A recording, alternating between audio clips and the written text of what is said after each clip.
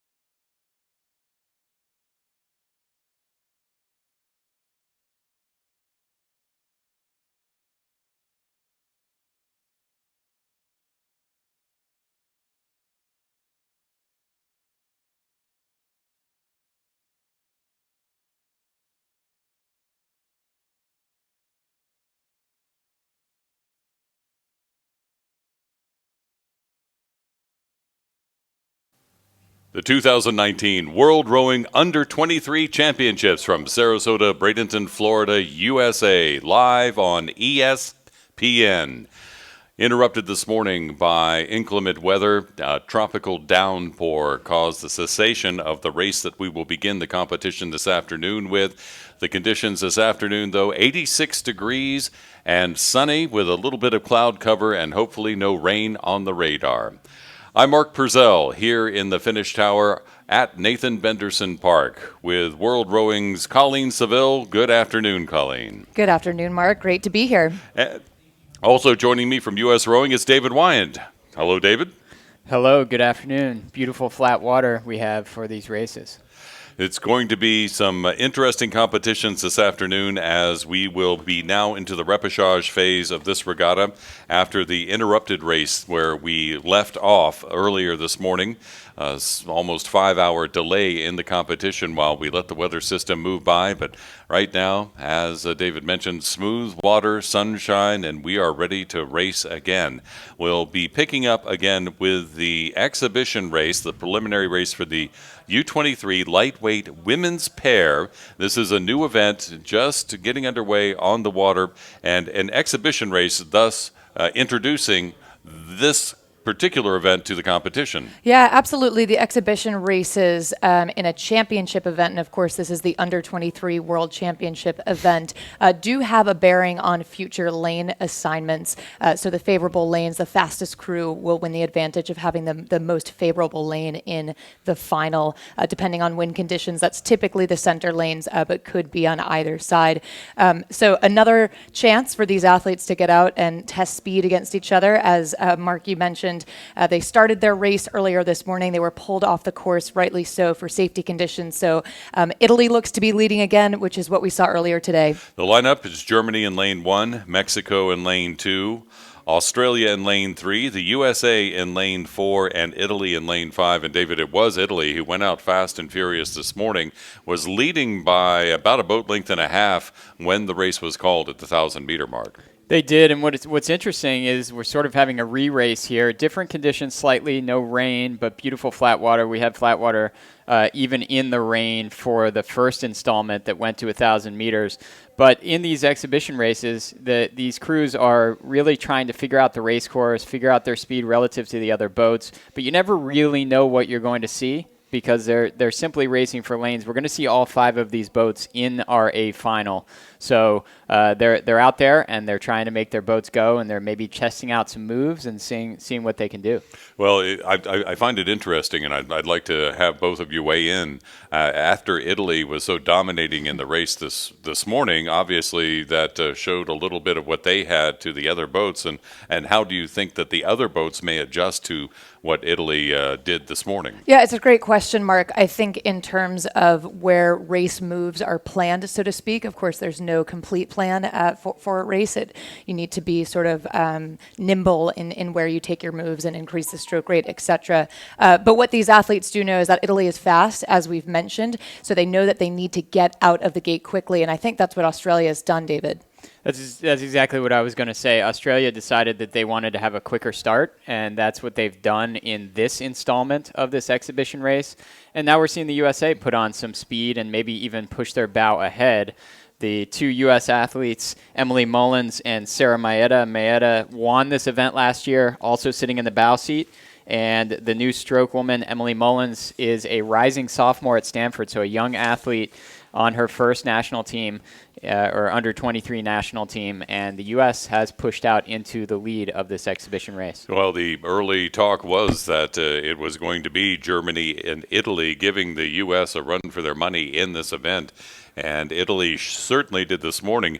As I recall, when we left off, it was a little difficult to see through the downpour, but I believe it was Italy in the lead and Australia in second, with Germany in third and U.S. trailing. So it's already a change in the look of this competition. And I think we are now seeing the U.S. start to pick up speed. They're currently our leader, as David told us. It's Sarah Maeta with just a load of experience. She took gold in this event in 2018 in the lightweight women's pair, rather. So not surprising, perhaps, to see experience pay off here. She's a Boston University athlete on the lightweight team, coached by Malcolm Doldrum out of Boston. Took bronze at the 2018 IRA behind Stanford and Princeton. So looking like they're starting to make a press here, David, as they move away from Australia. And these pairs, such an interesting boat to row. It's the sweet boat with the fewest amount of oars, just one athlete, one oar, and so you've only got one oar on each side of the boat. And for that reason, they tend to be unstable. They're very difficult to row well and with a lot of speed. And certainly you're looking at 2 American athletes that do not row together during the entire school year. So they're getting into this boat after their respective school years end and the championships that they competed in for their schools, and really have not had a ton of time to be together in the boat, but they aren't showing it at this point. 750 meters from the finish line now for these boats in the lightweight women's pair here in Sarasota, Bradenton, Florida, USA.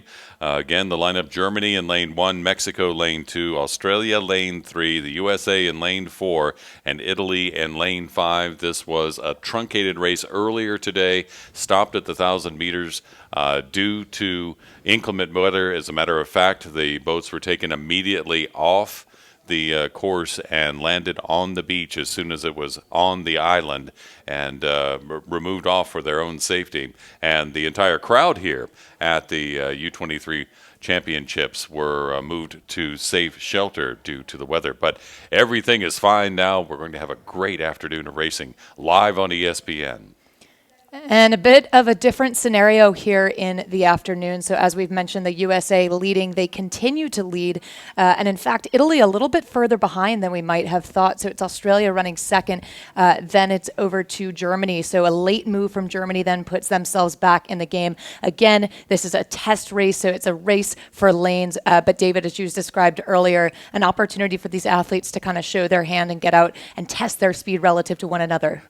But I'm curious whether this is some gamesmanship on Italy's part, being so dominant this morning, or maybe just in better prepared for the inclement weather. But to have them trailing right now, and these other boats that were trailing them this morning, I think without question, Mark, and you see a good picture of Italy right there. They're rowing very low with the stroke rating. So I think that Italy, you know, that seems to be their plan in this afternoon installment is, look, we showed everybody this morning that we've got speed. They know we have speed. We don't really care what lane we're in. We think we have enough speed, and we're just going to go down the race course in this exhibition race and sort of let it transpire, let the other boats do what they want to do. But Italy certainly not showing all of their speed at the moment. And unlike some of the heats we saw earlier this morning, all 5 of these boats will be in the A final on this event. So the U.S. still out in front. Good picture of them into the last 200 meters here at Nathan Benderson Park. In our first race of the afternoon session was going to be the second half of the morning session, but it's now our afternoon session. And it's U.S. out in front of Germany, Australia, and then it looks like Italy and Mexico possibly in that order as they approach the finish line here in this exhibition race. So the United States, they certainly were in 4th place, I believe, when that race ended at 1,000 meters this morning. So they did something completely different. They got a taste of what it's like to be out in front of this race, and they're going to take that to the bank, and we'll see them in the A final. It's going to be the United States ahead of Germany, Australia, and then it looks like Italy or Mexico. Mexico is kind of putting on a finish here. Italy not so much. So it may end up being Mexico pushing just ahead of Italy at the finish line. Well, Italy, you were talking about them laying off. Most of the other boats in this race rowing at a stroke rate per minute above 30. But Italy, for most of the last half of the race, only in the mid-20s for their stroke rate. So the first of the exhibition races for the lightweight women's pair, all those boats going to the A final. Now the repechage portion of the competition begins. These are the boats that during the heats that were run yesterday did not finish in one of the places that moved them on to either the semifinals or the finals. So these boats are having a second chance to be able to advance into those races. As a matter of fact, 3 of the boats in the next race you're about to see will be moving towards the semifinal A-B. So the lineup is Mexico in lane 1, Germany in lane 2, Australia in lane 3, Denmark in lane 4, and Italy in lane 5 in the repechage for the women's pair. And the repechage are just an absolute thrill to race because these athletes doing everything they can in this instance to qualify for semifinal A, B, with the remaining crews relegated to final C. So, Mark, David, it's truly their last chance to get into that A final. David, what do you think is going through their head? Yeah, when you find yourself in a repechage, you really can't hold back. So certainly top 3 is going to move through to that A-B semifinal. So you've got to be top 3. But at the same time, you know, you find yourself with that extra race, you really cannot think about conserving energy maybe until towards the end, towards the finish line, if you feel like you're in a comfortable position that's going to move you through to the semifinal. So there is some gamesmanship that happens, but I'll tell you, in a repechage, it is not happening in the first half of the race. Tara Rigney and Dion Bottega from Australia in the lead at the 1,000-meter mark, with Caverni and DePita from Italy in second at that point. Third, it belongs to Germany, Schlosser and Berger, right now. In the women's pair repechage, 3 going to the semifinal A-B, the remaining crews to the C final. And that is how these World Championships will spell out, where you have A, B, C, and sometimes D finals, ranking everyone who is racing from top to bottom. Exactly right, Mark. So in semifinal, in final rather, A, when we do get to the final period, that will determine places 1 through 6 in the world, with the B final 7 through 12. So again, so much on the line in these repechage for these athletes as they do everything they can to get into that semifinal A. B. At the moment, it continues to be Australia out of lane 3, that center lane. A strong start from them, a strong first 1,000 as we move through with 1,200 meters down, 800 to go, continuing to hold that pace up at the top of the pack, David. Sometimes these athletes, we're talking about under 23 athletes. Many of them are in university. And as we talked about, certainly with the American team, oftentimes the boat lineups have nothing to do with the universities that they go to. They're not teammates often. And I think that's the case with a lot of these other countries as well. Certainly many of the European countries send some of their best talent over to the United States for university. And they're possibly seeing, teammates in representing other countries when you're sitting in a USA boat here at the Under-23 World Championships. But my point is, it is not easy to row these pairs, and many of these pairs are not going to be made up of lineups that have been together for a long time. So it's pretty impressive to see the amount of proficiency that we are out of these boats. A number of the boats are rowing together in this competition, the crew members, for the first time, and really trying to make that blend, to apply that teamwork, dedication, and determination that you practice so much when it comes to rowing is not as apparent here as it usually is in the U23 championships. And indeed, Mexico fielding a new combination, Mark, not only a new combination, but making their international debut. So kudos to Mexico. As we move towards the line, though, it continues to be Australia, Germany putting themselves in that qualifying position along with Italy. So Italy ahead of Germany, but it is Australia leading and doing it in style, as you'd say, David, as they come through this last stretch. Does not appear that Australia really had to take it up there. They're going to finish it out. And Italy did put on a push and pushed past Germany. So those are your top 3. It's Australia, Italy, Germany that will move to the AB semifinal. Denmark crossing the line in 4th, going to the C final, as is the boat from Mexico. Davina Plata Alvarado and Nicole Hernandez Butt from Mexico. They will go to the C final here at the 2019 World Rowing Under-23 Championships. Now, that was one race in a repechage for the women's pair, but there will be 2 repechage for the men's pair. The next 2 races will be the men's pair for their repechage, with 2 boats, only 2, going to the A final and the remaining crews going to the B final. So again, this is a little bit different in mindset approach for these rowers. So in this first repechage, it's Switzerland in lane 1, France in lane 2, Greece in lane 3, the Netherlands in lane 4, and Norway in lane 5. And they are underway, and it is that boat from Greece out fast and furious with about a boat length over the boat from France in lane 2.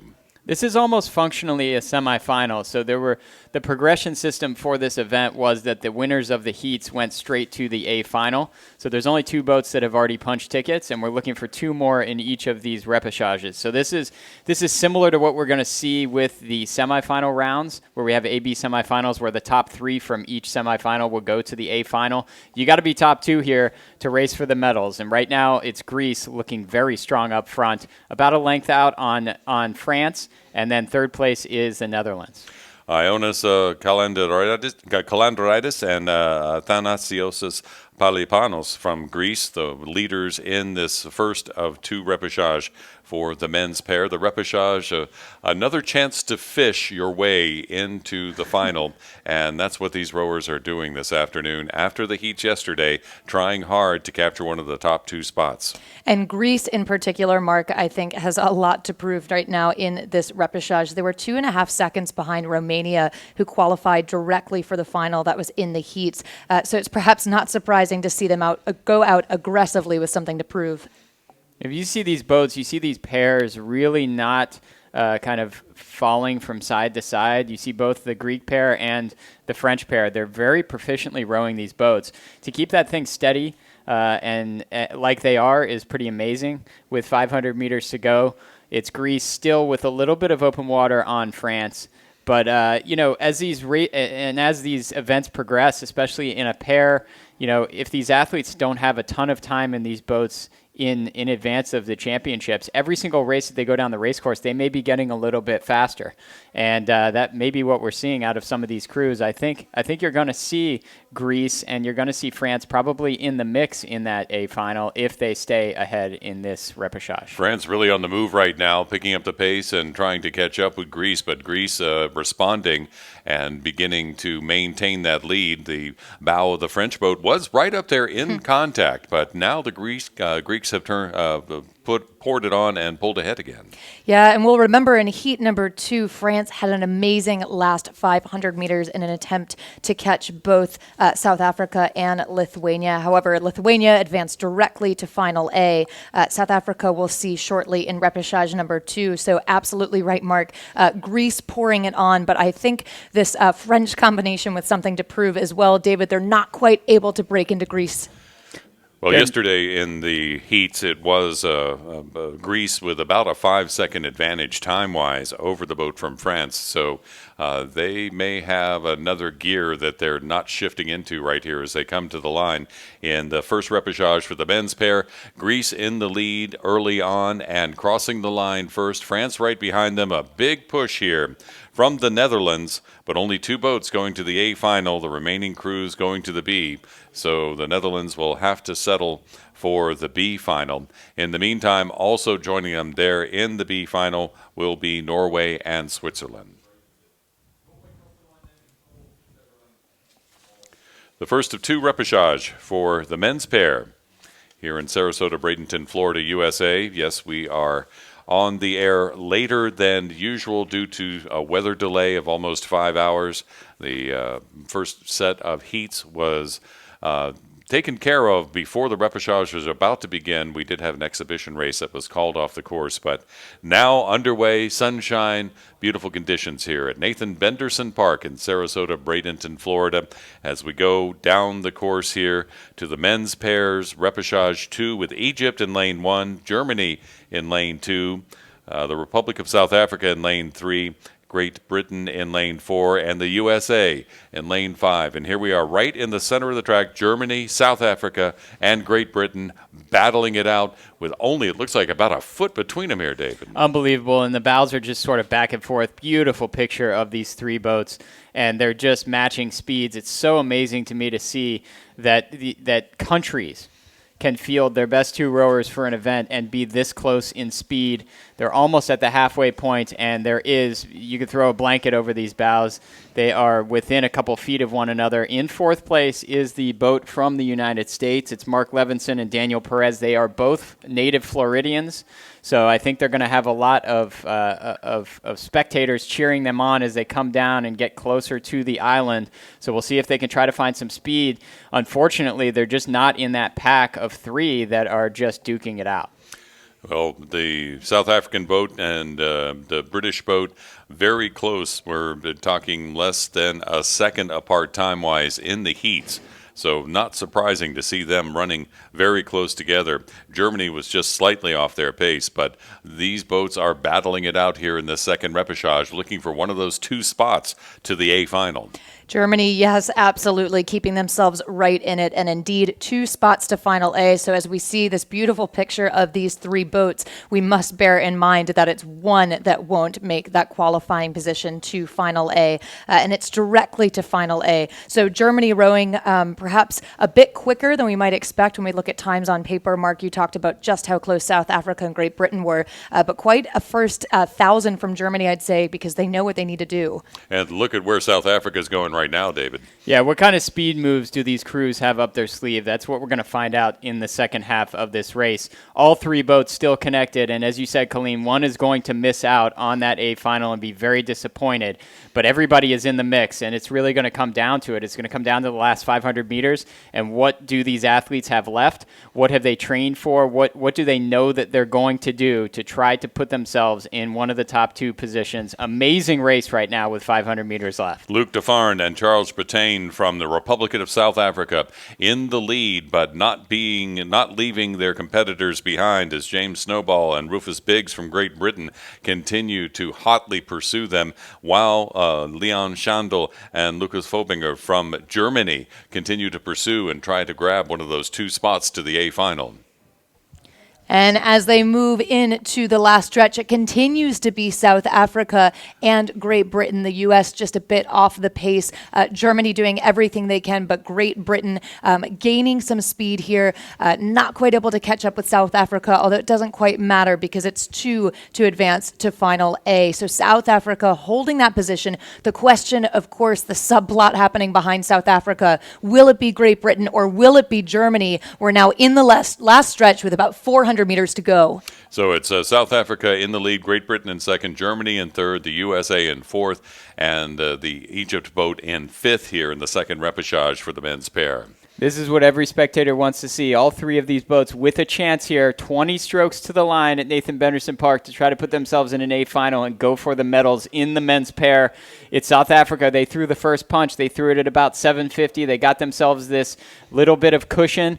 I tell you that cushion is not huge, and it's Germany kind of pushing back now, very close to Great Britain. What a beautiful picture. It's going to come right down to the line. It's South Africa out in front. They still maintain about a half a length advantage. It's Great Britain maybe with just a bit of an advantage on Germany. 5 strokes to the line. Who's it going to be moving through? It's going to be South Africa winning the second rep of the men's pair, and unofficially it's going to be Great Britain by about 4 feet ahead of Germany. Unbelievable that those three boats were connected all the way down the race course. 4th place to the United States of America, and then Egypt. The Egyptian and American boat going to the B final, as will the third place boat that I think 4 feet was rather generous there, David. I think it was a little less than the 4 feet. It was very, very tight. But it was South Africa and Great Britain going to the A final, and Germany will have to settle for the B final in the men's pair here at these World Rowing U23 Championships. It's a repechage afternoon here in Sarasota, Bradenton, Florida. I'm Mark Purcell here with Colleen Seville and David Wyand calling the races live on ESPN. A debut for rowing on ESPN, and we are glad to be here bringing you this exciting competition, which continues with the repechage for the men's quadruple sculls. The quads on the racetrack right now: New Zealand in lane 1 in the black, Poland in lane 2, Hungary in lane 3, and the USA in lane 4. 3 going to the semifinal, 1 will not. And that is going to be a heartbreak for someone out there on this course right now. But as they come down, it does look like New Zealand has put themselves out in the lead by about a half a boat length over the boat from Hungary. But Hungary was very strong in their heat yesterday. Indeed, New Zealand currently leading on paper. The times all quite close, I'd say, from the heats across the board, with the exception of the States, maybe a few seconds behind the pack. But it is Hungary with the fastest time, again, posted in the heats. But it's New Zealand currently leading. So as the race progresses, certainly looking to be an interesting middle thousand. We'll have to remember, though, in Heat 2 yesterday, the times perhaps slightly faster. We had a little bit of a tailwind increase there. But for now, it's New Zealand, and they show no sign of slowing down, David. 1,200 meters down. Yeah, 750 meters left. The Kiwis out in front. You can see they got about a half a length advantage on Hungary. The real question is going to be, is the crowd going to get the U.S. into this? The U.S. is going to be closest to the beach coming down. They're sitting in 4th place right now. They've got to move up a position to move through to the A-B semifinal. Right now, it's still the Kiwis out in front of Hungary. In 3rd place continues to be Poland, with the United States in 4th place. The New Zealand Kiwis rolling fast right now as they come to the marker on the course here at Nathan Benderson Park, indicating just 500 meters to go in this repechage for the quadruple sculls. New Zealand looking very strong and smooth, as we can see. Powerful strokes through the water, but Hungary is really in pursuit and doing a fine job of maintaining contact and trying to move and walk up against him. And New Zealand holding that lead. Now, we'll remember in the New Zealand shell, their bow seat and their stroke seat, their bow George Howitt and their stroke seat Jonathan Kumarish. We both saw at U23s in 2018, and they were in the quad where they finished 7th overall, so just missing the A final. David, what do you think is going through their head now? Well, I think that, the Kiwis are like, look, we're in the driver's seat here. Obviously, these two boats are coming up on us, but we're just going to hold the speed. We're going to put ourselves in the semifinals, and we'll live to row another day in those semifinals. 250 meters left. Hungary really put a push at 500. I had them on the stroke coach at about 38, 39 strokes a minute. They took their rating up to try to find some more speed and cut into the lead of the Kiwis, and they're starting to push again, is Hungary, but going with both of those boats continues to be Poland. 3 going to the semifinals A-B for the quads here at the U23 Championships. New Zealand has been in the lead, but Hungary now on the move. A stroke rate of 44 as they pick up the pace, and they come streaking towards the finish line. As they come down, New Zealand had been in the lead for most of the race, but it's Hungary with a big push and sprint at the end, and they have caught up with New Zealand and now past New Zealand with just 10 meters to go. It will be Hungary winning the repechage with New Zealand in second. Then it will be the boat from Poland in third, and the U.S. will be in fourth in this repechage for the quads. Phenomenal push from Hungary at the end. A job well done to them. They had another gear and they went there. New Zealand holding most of the race, but again, 3 to qualify, which, as you said, Mark, means the USA then is out. Well, they had some fierce competition and will continue to have that competition tomorrow as well, with Switzerland, the Czech Republic, Romania, Moldova, France, and Austria all in the mix for the quads. The repechage continue with the women's singles repechage. It is Portugal, Inés Oliveira in lane 1, Uruguay's Sabrina Diaz Jimenez in lane 2, Julia Naravonchik from the Republic of Moldova in lane 3, Georgina Masters from Australia in lane 4, Misaki Shikata in Japan, and Joni Delgaco from the Philippines in lane 6. That'll be the next race for the lightweight women's single sculls. That will be the next race coming down the course here at Nathan Benderson Park. And let's talk about this beautiful park, a supreme venue for these World Rowing Under-23 Championships. A beautiful finish tower for the Finnish representatives, for special guests, for the media here as we are watching it right now. Beautiful park here, David. It's really a jewel of Southwest Florida. As a native Sarasotan, it's just amazing to see what this park has become. We started rowing out here about 9 years ago, and very little or any of this infrastructure was here. So now we're a world-class race course. And it's good to be here. We'll be back with more live coverage on ESPN of the 2019 World Rowing Under-23 Championships.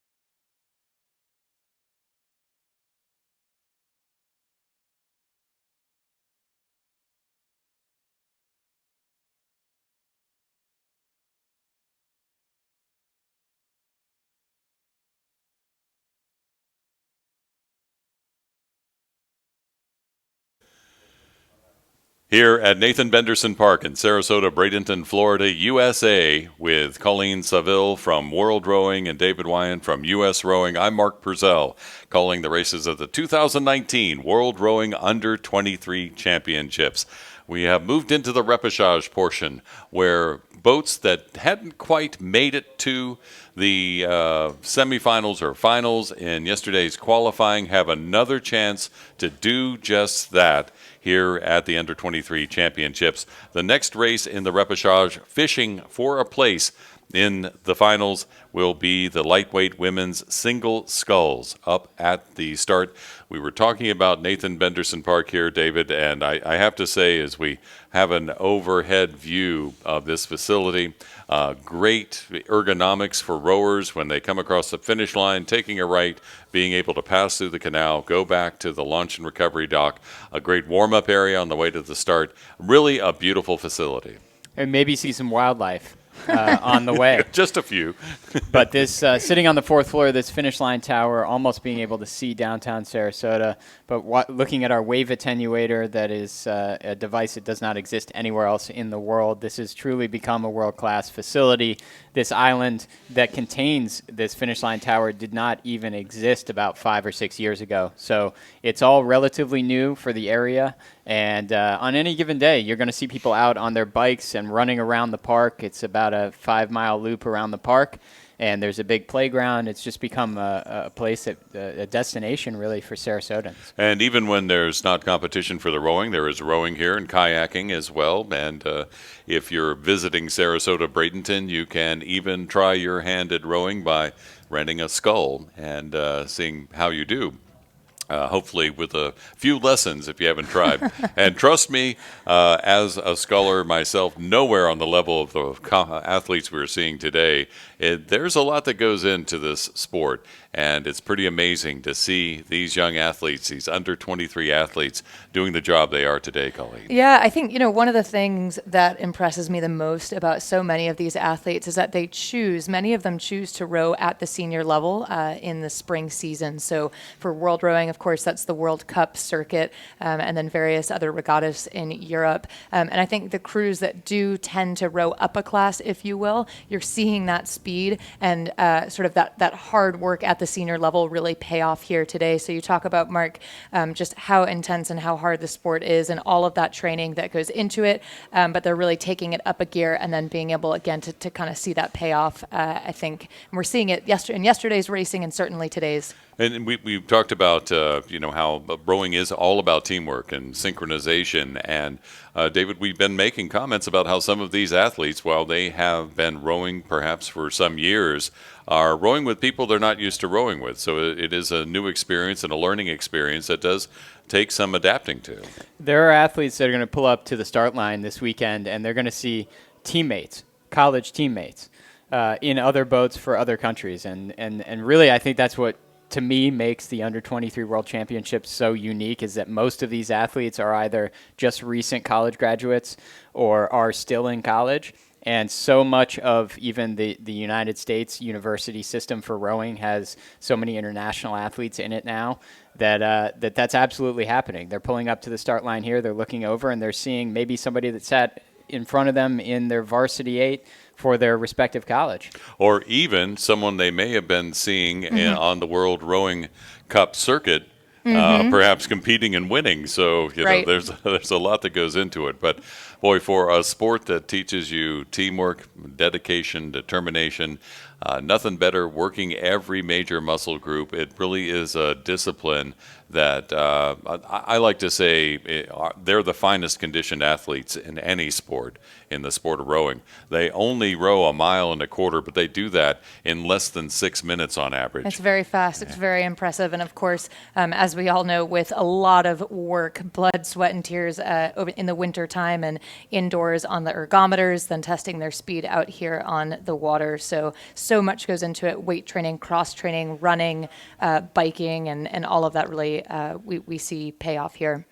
a lot of conditioning that goes into it too, a lot of cardiovascular. But as I said, you use every major muscle group and you burn a lot of energy rowing this boat. If you've been in just a simple rowboat on a lake mucking about, as they say in The Wind in the Willows, you know it's not easy to move these boats, and these boats are flying down the course. So it really does take an art and in working together to make them go the fastest in these competitions. Yeah, one of the most exciting things is to go down to the start line, especially at one of these world rowing events, and to watch the boats go from a dead stop to full speed as fast as they possibly can. There's a lot of moving parts, both in the boat and moving body parts.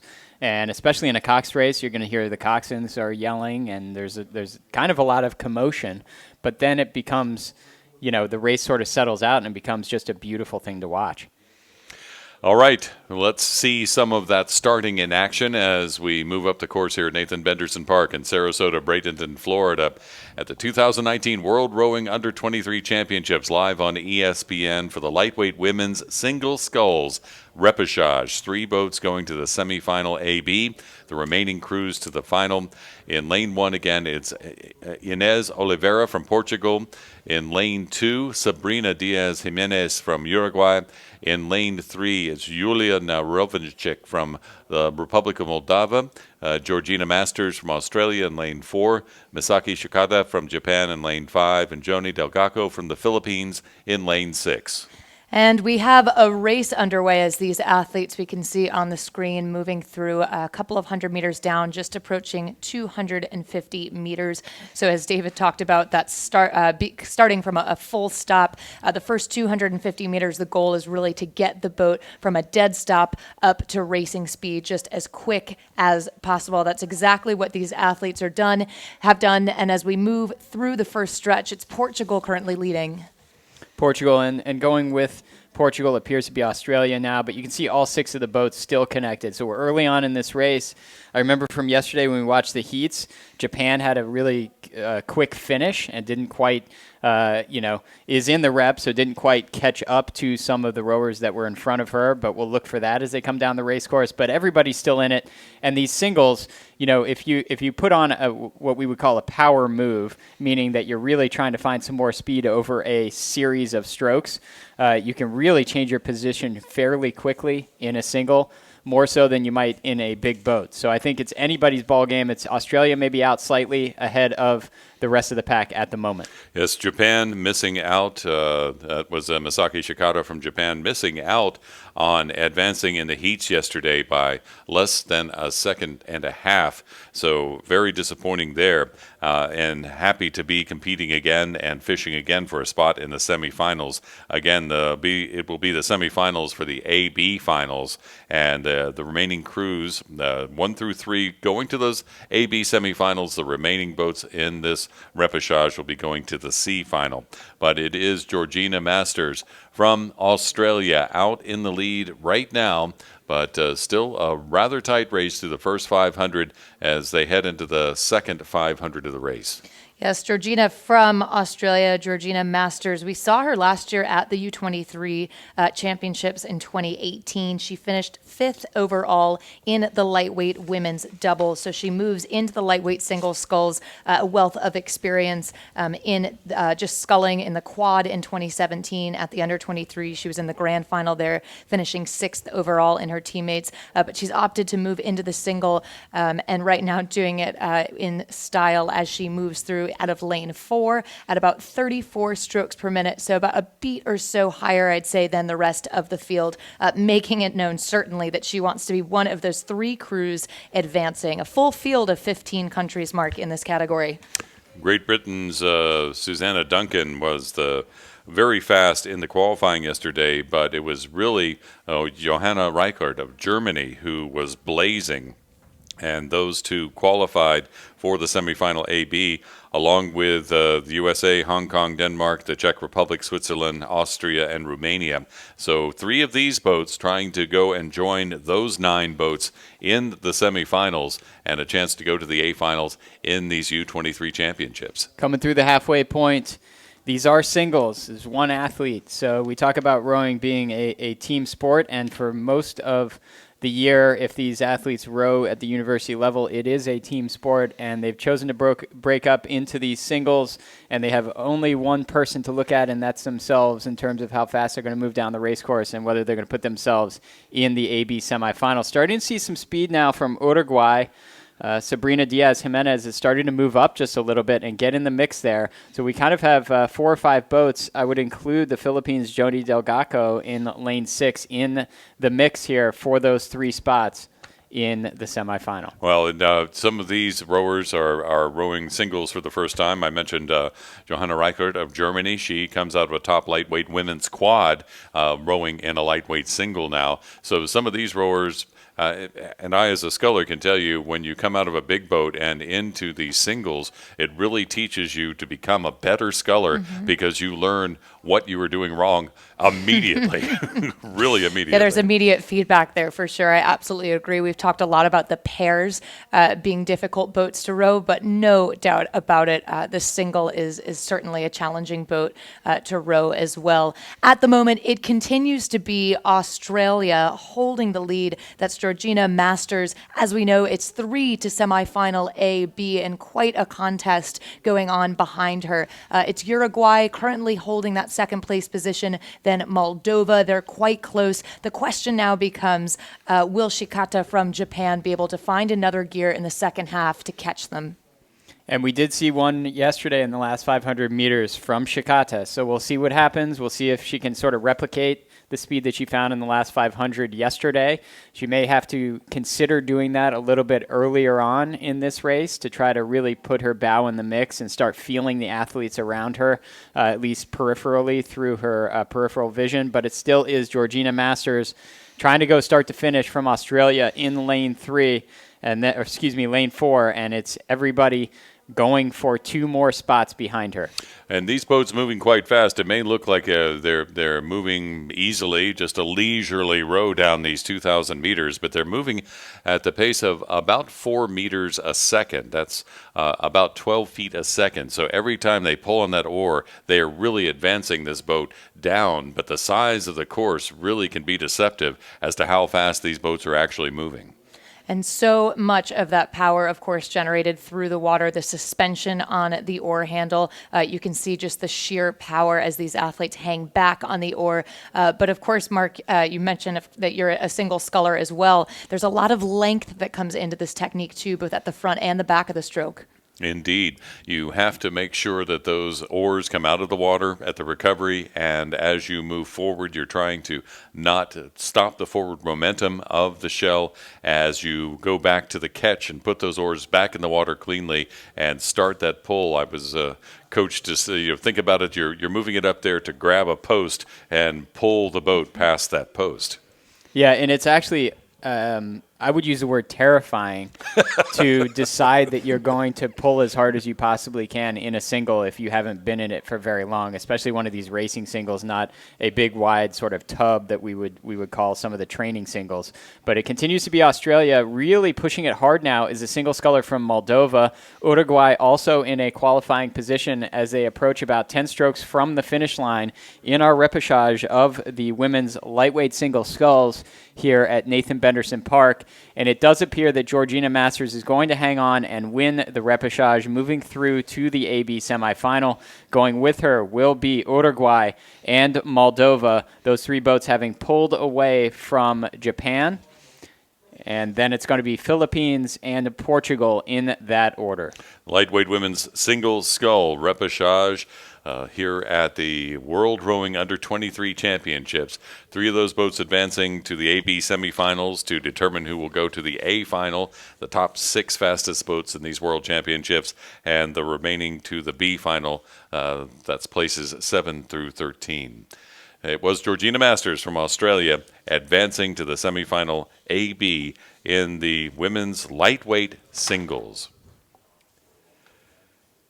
On to the men and their singles. We have the repechage underway for the men's lightweight singles sculls. It is Mburu Emmanuel from Kenya in lane 1, Yuta Arai from Japan in lane 2. Samuel Melvin from the USA in lane 3. Wai Chun-chen from the People's Republic of China in lane 4. And Indri Gaudio Frank Indri from the Ivory Coast in lane 5 in this race. And it is early lead from Wai Chun-chen in lane 4, moving fast, being pursued by Samuel Melvin from the USA. Yeah, People's Republic of China out in front with a little bit of open water. And then the two boats that are connected behind China are USA and Japan. And the progression being the top two. You got to be top two to move through to the A-B semifinal and give yourself a chance to make the A or B final in this lightweight men's single sculls. There are going to be 3 repechage rounds here for the lightweight men's single sculls, a very well-attended event at this regatta. And you see Sam Melvin really starting to put on some speed there at 750 meters to go, pulling away a little bit from the Japanese single sculler. Sam Melvin, a student at Columbia University on the lightweight team there, currently rowing out of Nyack, coached by Nick Daw out of Nyack. Got his start in rowing, in fact, in Auckland, New Zealand. We saw him last year, 2018, at the Under-23 Championships, where he rowed in the lightweight men's quad. So a wealth of experience in sculling in the lightweight category. Perhaps not surprising that he's starting to inch his way up at the 1,200 meter down. Nice shot from the drone here at the 2019 World Rowing Under-23 Championships, giving you a sense of those posts in the water, if you may, as these rowers continue to move down. It looks like Samuel Melvin from the USA has begun to walk up a bit on Wai Chun-chen from the People's Republic of China. And that's going to make the home crowd very happy to see that as they approach the 500-meter point to go in this race, that Sam Melvin really is starting to pour it on in lane 3. And you got to be wondering what the rower from People's Republic of China is thinking about that speed he's seeing just to his right from Sam Melvin. Well, what he is thinking is, I'm going to hold this guy off because there's some speed coming out of that Chinese shell that maybe we didn't see about 300 meters ago, holding him off. And again, it's top 2 that are going to move through. I think that the rest of the competitors probably aren't going to have enough water to catch these top 2. And now it's a matter of, do they want to win? And we'll sort of see what happens here in the last 250. And, you know, there's more at stake than just one of those advancing spots to the semifinals. It's also where you will be in your semifinal race. Of course, absolutely. Where you'll be in your semifinal race, exactly how that shakes out to be, what the lane assignments look like. Sam Melvin continuing to press here now as we close in to the last stretch of this race. And China, Chen just keeping himself right in it as we move through this very final stretch. I think there was a little bit of a bobble just before they hit that 250 mark there, David. Yeah, it was just it was really just slowed him down. Yeah, it appeared to be a shift down, actually. I think that the Chinese single sculler realizes that he's in a top 2 position, and he was about 9 or 10 seconds ahead of the Japanese single sculler. And he said, you know, look, I can go toe-to-toe with Sam Melvin, but I'm going to take my stroke rating down and make sure I don't make any mistakes, and I put myself in that semifinal, because a mistake in the single can be deadly.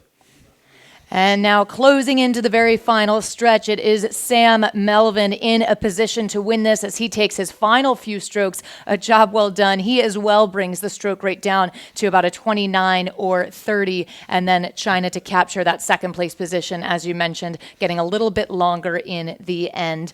Then coming through the line, Japan, followed by the Ivory Coast and Kenya out of lane 1.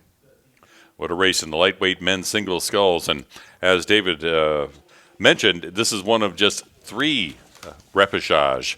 Just one of 3 of the repechage here at the World Rowing Under-23 Championships in the lightweight men's single sculls, well represented by crews from around the globe. So we will have 4 more boats advancing to those semifinals. And right now we go and catch the next race, the next repechage, number 2 in the lightweight men's single sculls. France in lane 1, Tunisia in lane 2, Norway in lane 3, and Georgia in lane 4. And it was Lars Benska from Norway yesterday with quite a showing, and he is making that show again here, David. Yeah, he's won this race to the halfway point, and a little bit of open water for Norway, it appears, over France right now. Those are your top 2, but again, we're looking for top two, and you've got a third boat that's in the mix, looks to be maybe just not quite connected with France, and that's a boat from Tunisia in lane 2. And the way that these repechages are set up, they're set up based upon finishing in the heats, and they're set up in such a way that the faster qualifiers from the heats, or the ones that just missed out on moving straight through the semifinal, are in the center lanes. So that may mean that we could see some more speed from Tunisia in this second half of the race than we saw in the first half. But right now, it's France trying to move into the semifinal along with Norway. Corentin Amé from France in second right now, about a second and 3/10 back from Lars Benske, leading from Norway. Mohamed Khalil Mansouri from Tunisia in third at this point. But really, you want to be first or second in this race. You do, and Lars Benske, as you mentioned, Mark, just a lot of talent from this lightweight men's single sculler. On paper, in the heats, he did post the fastest time. He's just 19 years old, but we've seen a lot of him on the international stage. Earlier this season, we saw him in Lucerne, where he rode in the quad, finishing fourth. We saw him at World Cup 1 in Plovdiv. So we talk about these athletes rowing up a class and getting that racing in, critical race experience in the spring season, and it's really paying off for him now. Well, Mansouri from Tunisia, very fast in the heats as well, missing out, advancing to the semifinals by having Cyprus take that heat. So no doubt Mansouri from Tunisia wants to have another chance to advance to the semifinals. And we'll see if he can find some speed here to try to catch up with France, but it is definitely being led start to finish by Lars Benske of Norway. Just thinking about the climate in Norway and knowing, hearing, Olaf Tufte and some of these other very well-known Norwegian rowers talk about what it's like to train in Norway. They're not on the water a whole heck of a lot in comparison to some of these other countries, so it's always pretty amazing to see how proficient they can continue to be with less water time, even less sunlight in Norway. David Wine from U.S. Rowing here with Colleen Saville from World Rowing and yours truly, Mark Purcell, at the 2019 World Rowing Under-23 Championships in Sarasota, Bradenton, Florida, USA, live on ESPN. And moving through now well into the last 500 meters, continuing to hold that first place position. It's Lars Benske of Norway. As we talked about, it's 2 to qualify to semifinal A, B. So these repechage, just such drama as these athletes have their last chance to get into semifinal A, B, and a chance towards the ultimate final. Of course, this lightweight men's single scull, a lot of entries, marks. So we do have quite a longer progression than we've seen in some of the other events. Yes, we do have 2 sets of semifinals, so we will have the semifinal A-B determining who will go to the A final and the B final, but we'll also have a semifinal C and D, and that's where the other boats in this race will end up. Not the two that will cross first will go to the A-B semifinal, but the remainders to the C-D semifinal. And here they come to the line. Lars Benske from Norway leading the whole way. And he's going to finish in first place in this second repechage of the men's lightweight single ahead of France. Those two will qualify for the A-B semifinal out of this second repechage. In third place will be the single sculler from Tunisia ahead of the single sculler from Georgia. So that is your finish order here from the tower at Nathan Benderson Park. Unofficial finishes, of course, we will let those in better charge with a better view and better equipment than just our eyes, one floor down from us here in the finish tower, make that final decision as we watch them come across.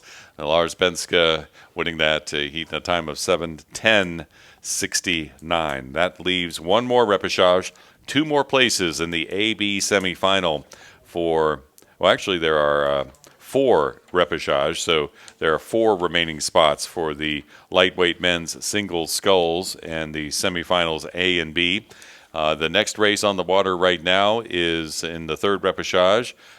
Chris Nevares from the Philippines, Gavin Horsberg from Great Britain, Chi Fong Chan from the Hong Kong, and then in lane 4 from Greece, and Tininis Charalampos. Or Charalampos Tininis, I'm sorry, there. The lightweight men's single sculls repechage 3 again, 2 advancing. And right now in the lead in this race is that boat from Greece. So close as they cross through the 1,000-meter mark. Although, as I say, that little bit of separation when I look at the screen, but in terms of their distance between the shells, it can be anybody's race here as we move through. 2 to advance to semifinal A, B. Yes, Greece currently leading. Then it's over to Hong Kong, Great Britain, and the Philippines. But Great Britain's starting to gain some speed as they move into the second half. And those race plans, they really come into play. And if you're close enough, but you've decided, yeah, I'm going to go out, but I'm not going to use all of my energy in the first half. I'm going to really try to find speed in the second half. Sometimes it really comes into play, and it really startles and sometimes puts the boats that are out in front, if one can really find some speed, which we're starting to see a little bit from the Great Britain single sculler, it puts them in a position where they get very defensive, and it could change even the style of rowing with a little bit of anxiety, knowing, okay, we got a race now. They're pushing, but Great Britain, that bow is starting to get into the mix. So it looks to me like we're going to have 3 boats in the mix for 2 spots in the AB semifinal. Certainly all 3 of these crews overlapped now as they move through the second half of the race and toward the last quarter of the race. Chan Chi-Feng from Hong Kong, China, of this bunch, posted the fastest time in the heat, and quite a margin, I'd say, between him and the rest of the athletes. So they're really bringing their A game here as they move through this repechage. Just 2 to qualify for semifinal A, B, and starting to get very tight as we move through this last stretch. Great Britain, do they have it, Mark? It looks like Great Britain is at least within striking distance, but still it is now Hong Kong who is in the lead by a small margin, and this is really going to come down to the finish line in these last 500. We talked about the critical nature of the third 500. That is when the athletes are really beginning to feel the effort they've made in the previous 1,500 meters or the previous 1,000 meters, feeling the burn, the lactic acid building up in the muscles, beginning to burn in their breathing because they are really exerting themselves, and it really is where the rubber meets the road when it comes to rowing in that third 500 to see what you have left for the final 500. And here they come to the line with still the boat from now Great Britain in the lead over Hong Kong. Hong Kong was in the lead for a moment. You can see the rower from Hong Kong, Chi-Feng Chan, glancing over to check on Gavin Horsberg. Horsberg glancing over to check on both that boat from Hong Kong and the one from Greece as well. But they are racing to the line now, David. And here comes Greece. It was weird. In the picture, it almost looked like the Greek single sculler was a little bit out of energy there. And then I looked to the left. I looked out of our finish line tower, and I saw him wind it up as soon as I thought that. So maybe it was a couple of strokes. He realized, oh, man, I'm really in a dogfight here. I was out in front the whole way, and now I've got a couple of boats ahead of me.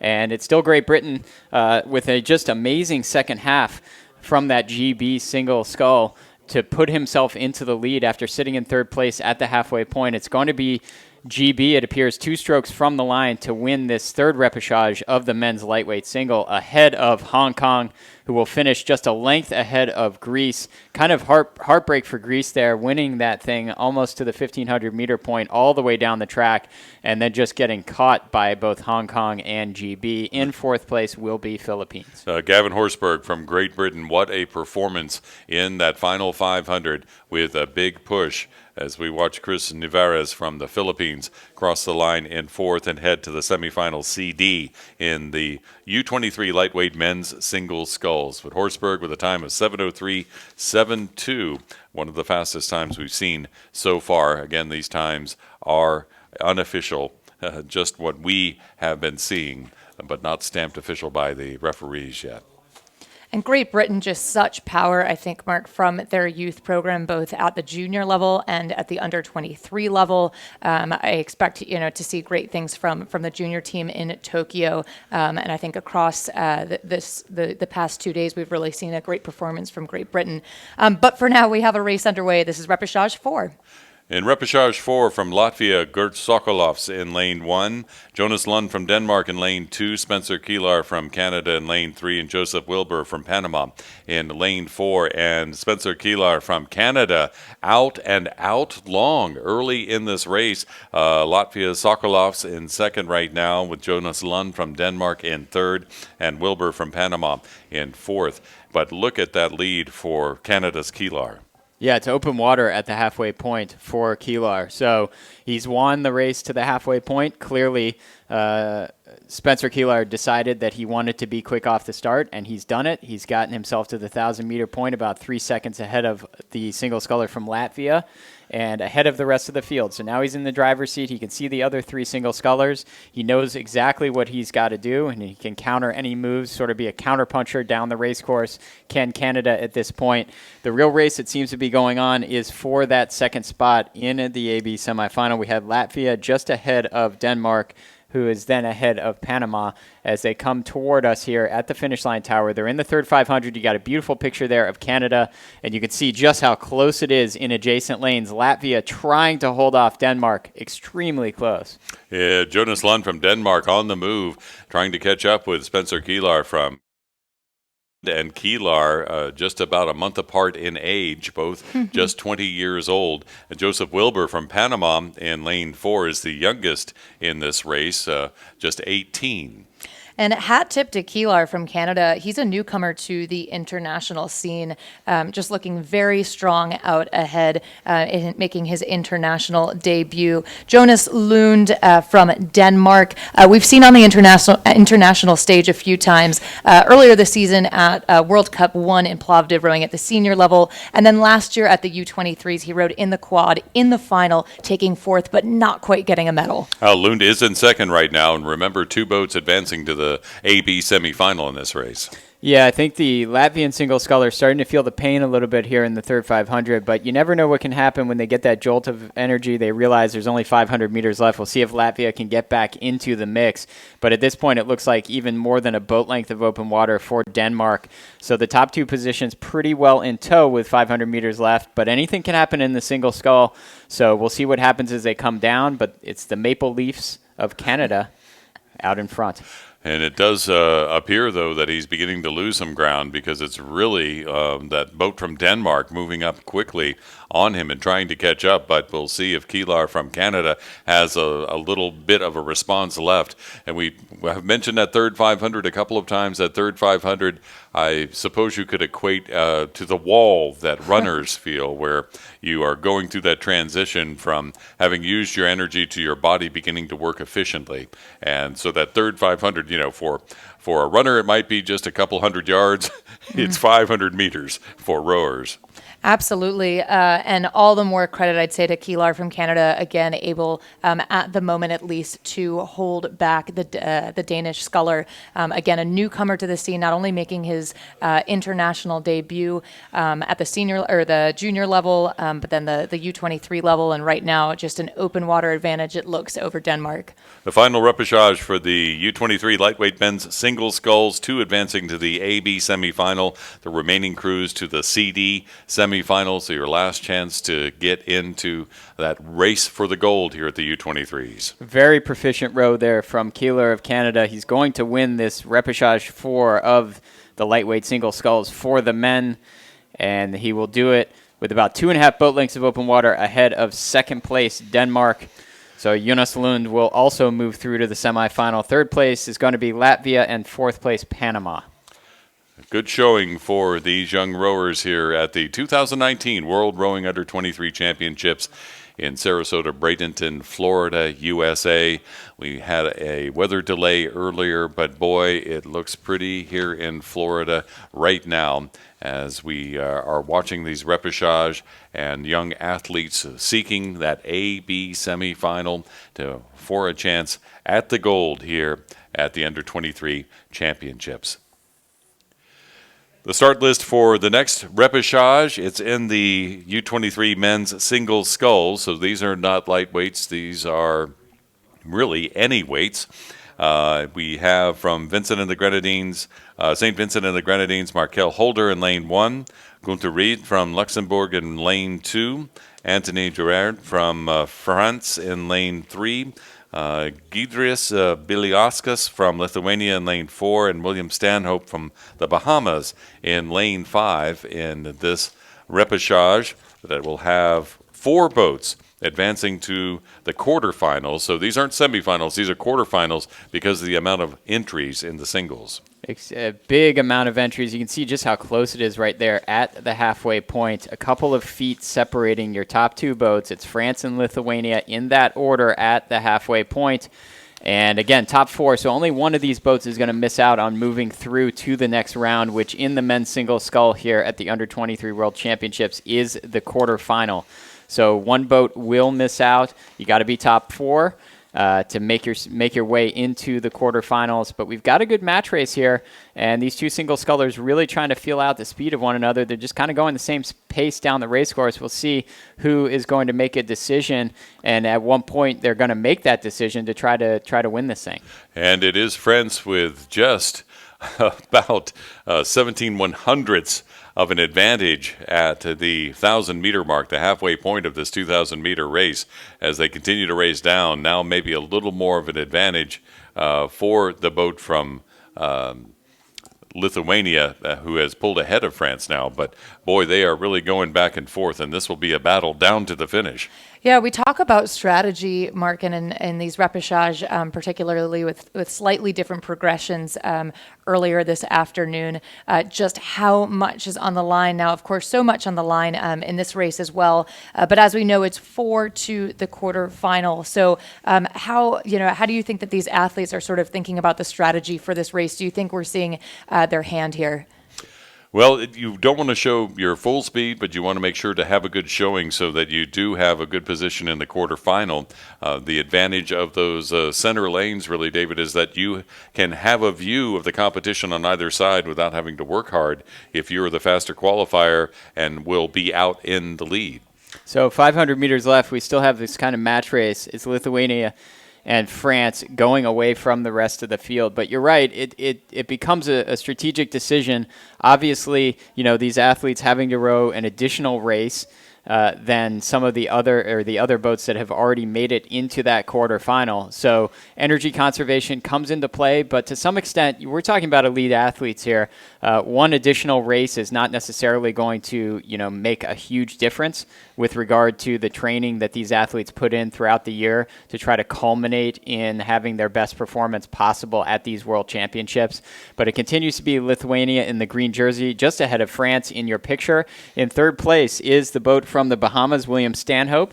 So coming over from the Bahamas to race here at Nathan Benderson Park. And fourth place continues to be the boat from Luxembourg. So if it finishes this way, the only boat that will miss out will be Markel Holder of St. Vincent and the Grenadines.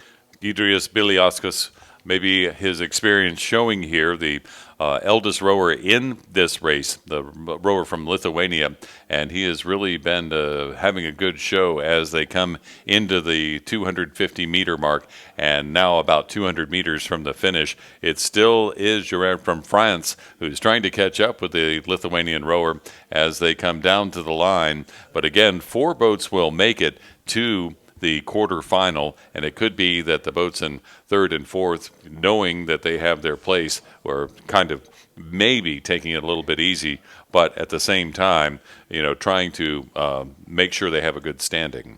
And another opportunity, of course, to get out on the race course and test their relative speed. So certainly you can see that as they come through the line. We see just looking over his right shoulder, the Lithuanian sculler. In those final few moments, you cannot help but give it your all. You want to be on the side that gets your bow, first across the line if you're going to be in those final few strokes. So chance to test their speed, and then I think just competition all the way to the line, especially in those last few. Giedrius Biliauskas from Lithuania crossing the line first in a time of 7:13.90, joined by Gerard from France, who will be second and qualify for the quarterfinals, as will William Stanhope from the Bahamas, who crossed the line third, and Gunther Ried from Luxembourg in fourth. Those 4 boats advancing. In the meantime, it is Markel Holder from St. Vincent and the Grenadines who will be fifth and be in this competition, not in the quarterfinals. Another preliminary race up next. It is the women's Coxed 4 exhibition race, a preliminary race, and I'll let, again, Colleen explain what a preliminary or exhibition race is in the World Championships. Yeah, absolutely. So at a championship regatta such as Under-23 World Rowing Championships, the preliminary races or the test races are mandatory. They're a race for lanes, meaning on the day of they have a bearing on future lane draws, typically the center lane being the favorable lane. In a World Cup circuit, however, they're not mandatory, though most people race them to test their speed. So the lineup here in the U23 Women's Coxed 4 preliminary race, it's Italy in lane 1, the USA in lane 2, Canada in lane 3, Australia in lane 4, France in lane 5, Australia out with about a half a boat length lead with both the United States and Canada pursuing, but France is in second right now. So this is an interesting race. We talked about these exhibition races. You never really know exactly what you're going to see, but this is a Coxed race, which I know gets me and Colleen a little bit more excited as former Coxsons, but you're starting to see a move now from Italy up there all the way in lane 1 that has started to really push into the mix. It's been Australia from the get-go and to the halfway point, and it looks like they will lead at the halfway point, will Australia. Also France closest to the drone picture. And then you've got a very close race between the United States and Canada. Obviously, these border partners in North America sort of trading punches in lanes 2 and 3. So, again, we don't necessarily know how this one is going to shape up and what it's going to look like versus the actual final that we will see later on in the regatta. But it still is a good chance for the Coxsons and the rowers to get out on the race course, this beautiful flat course that we have this afternoon at Nathan Benderson Park, and figure out what they're going to do when it comes time for that A final. The United States of America with the world champions best and the world champions in 2018, both in the same event, capturing both those times. So we'll see what they're doing is they're kind of biding their time right now. But France and Australia battling it out with Italy in the mix right now, too. And, Mark, you talk about the winner from last year. Well, next to them on the podium in this event in the women's Coxed 4 was Italy. So several members of this crew, in fact, with the exception of one, their 2-seat out of the Italian shell, were on that podium accepting that silver medal behind the United States last year. So a lot on the line here. It's a test race, but I think it's quite a real race. It is a real race shaping up right now, and it looks like Italy is now taking the advantage, David. They have, and we've talked about it in these Coxed 4s. You can see that Italian coxswain. She's laying down in the front of that boat, and you can see she's looking to her right because she's in lane 1, and all of the competitors are to her right. She could get into a position if Italy continues to move away from the field where she really cannot see the rest of the boats without sort of moving up and almost out of the boat a little bit to see. So it gets interesting in these Coxed 4s. I'll tell you, as a former coxswain, it is also incredibly exciting to be in a bow loader 4 because your eye line is so close to the water line, you feel like you're going a million miles an hour in that seat. I was going to ask about the experience being one long of leg and heavy of weight. I've never been asked to be a coxswain, and I was wondering about that experience.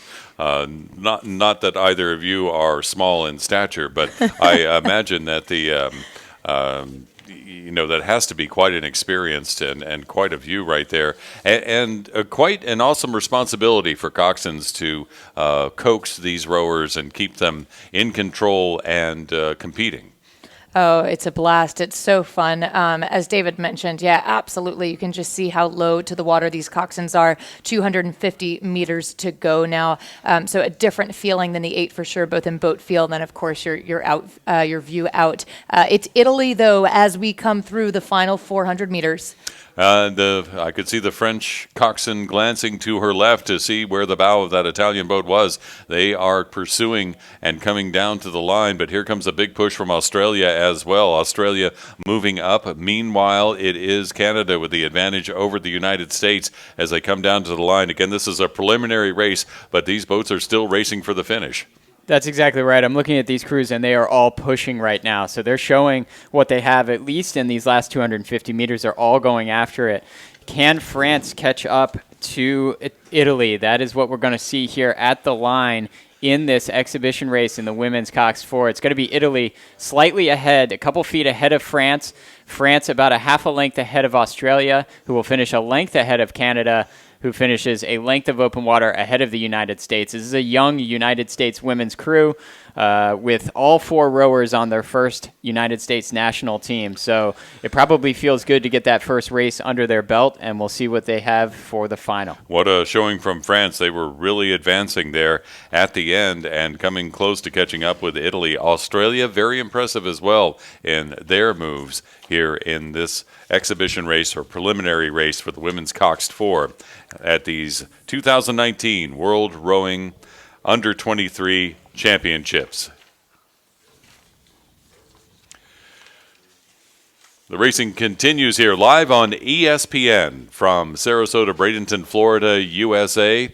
I'm Mark Purcell with David Wyant and Colleen Seville, calling these championship races for the Under 23 Championships for World Rowing for 2019. Some great repechage have been happening all afternoon long after a morning delay due to weather. There were some heavy tropical storms that came through, mostly heavy rain, but then towards the end of the session, a little lightning appeared. And of course, for safety purposes, you have to get all the rowers off the waters, and that's exactly what the referees did and made sure everyone was safe.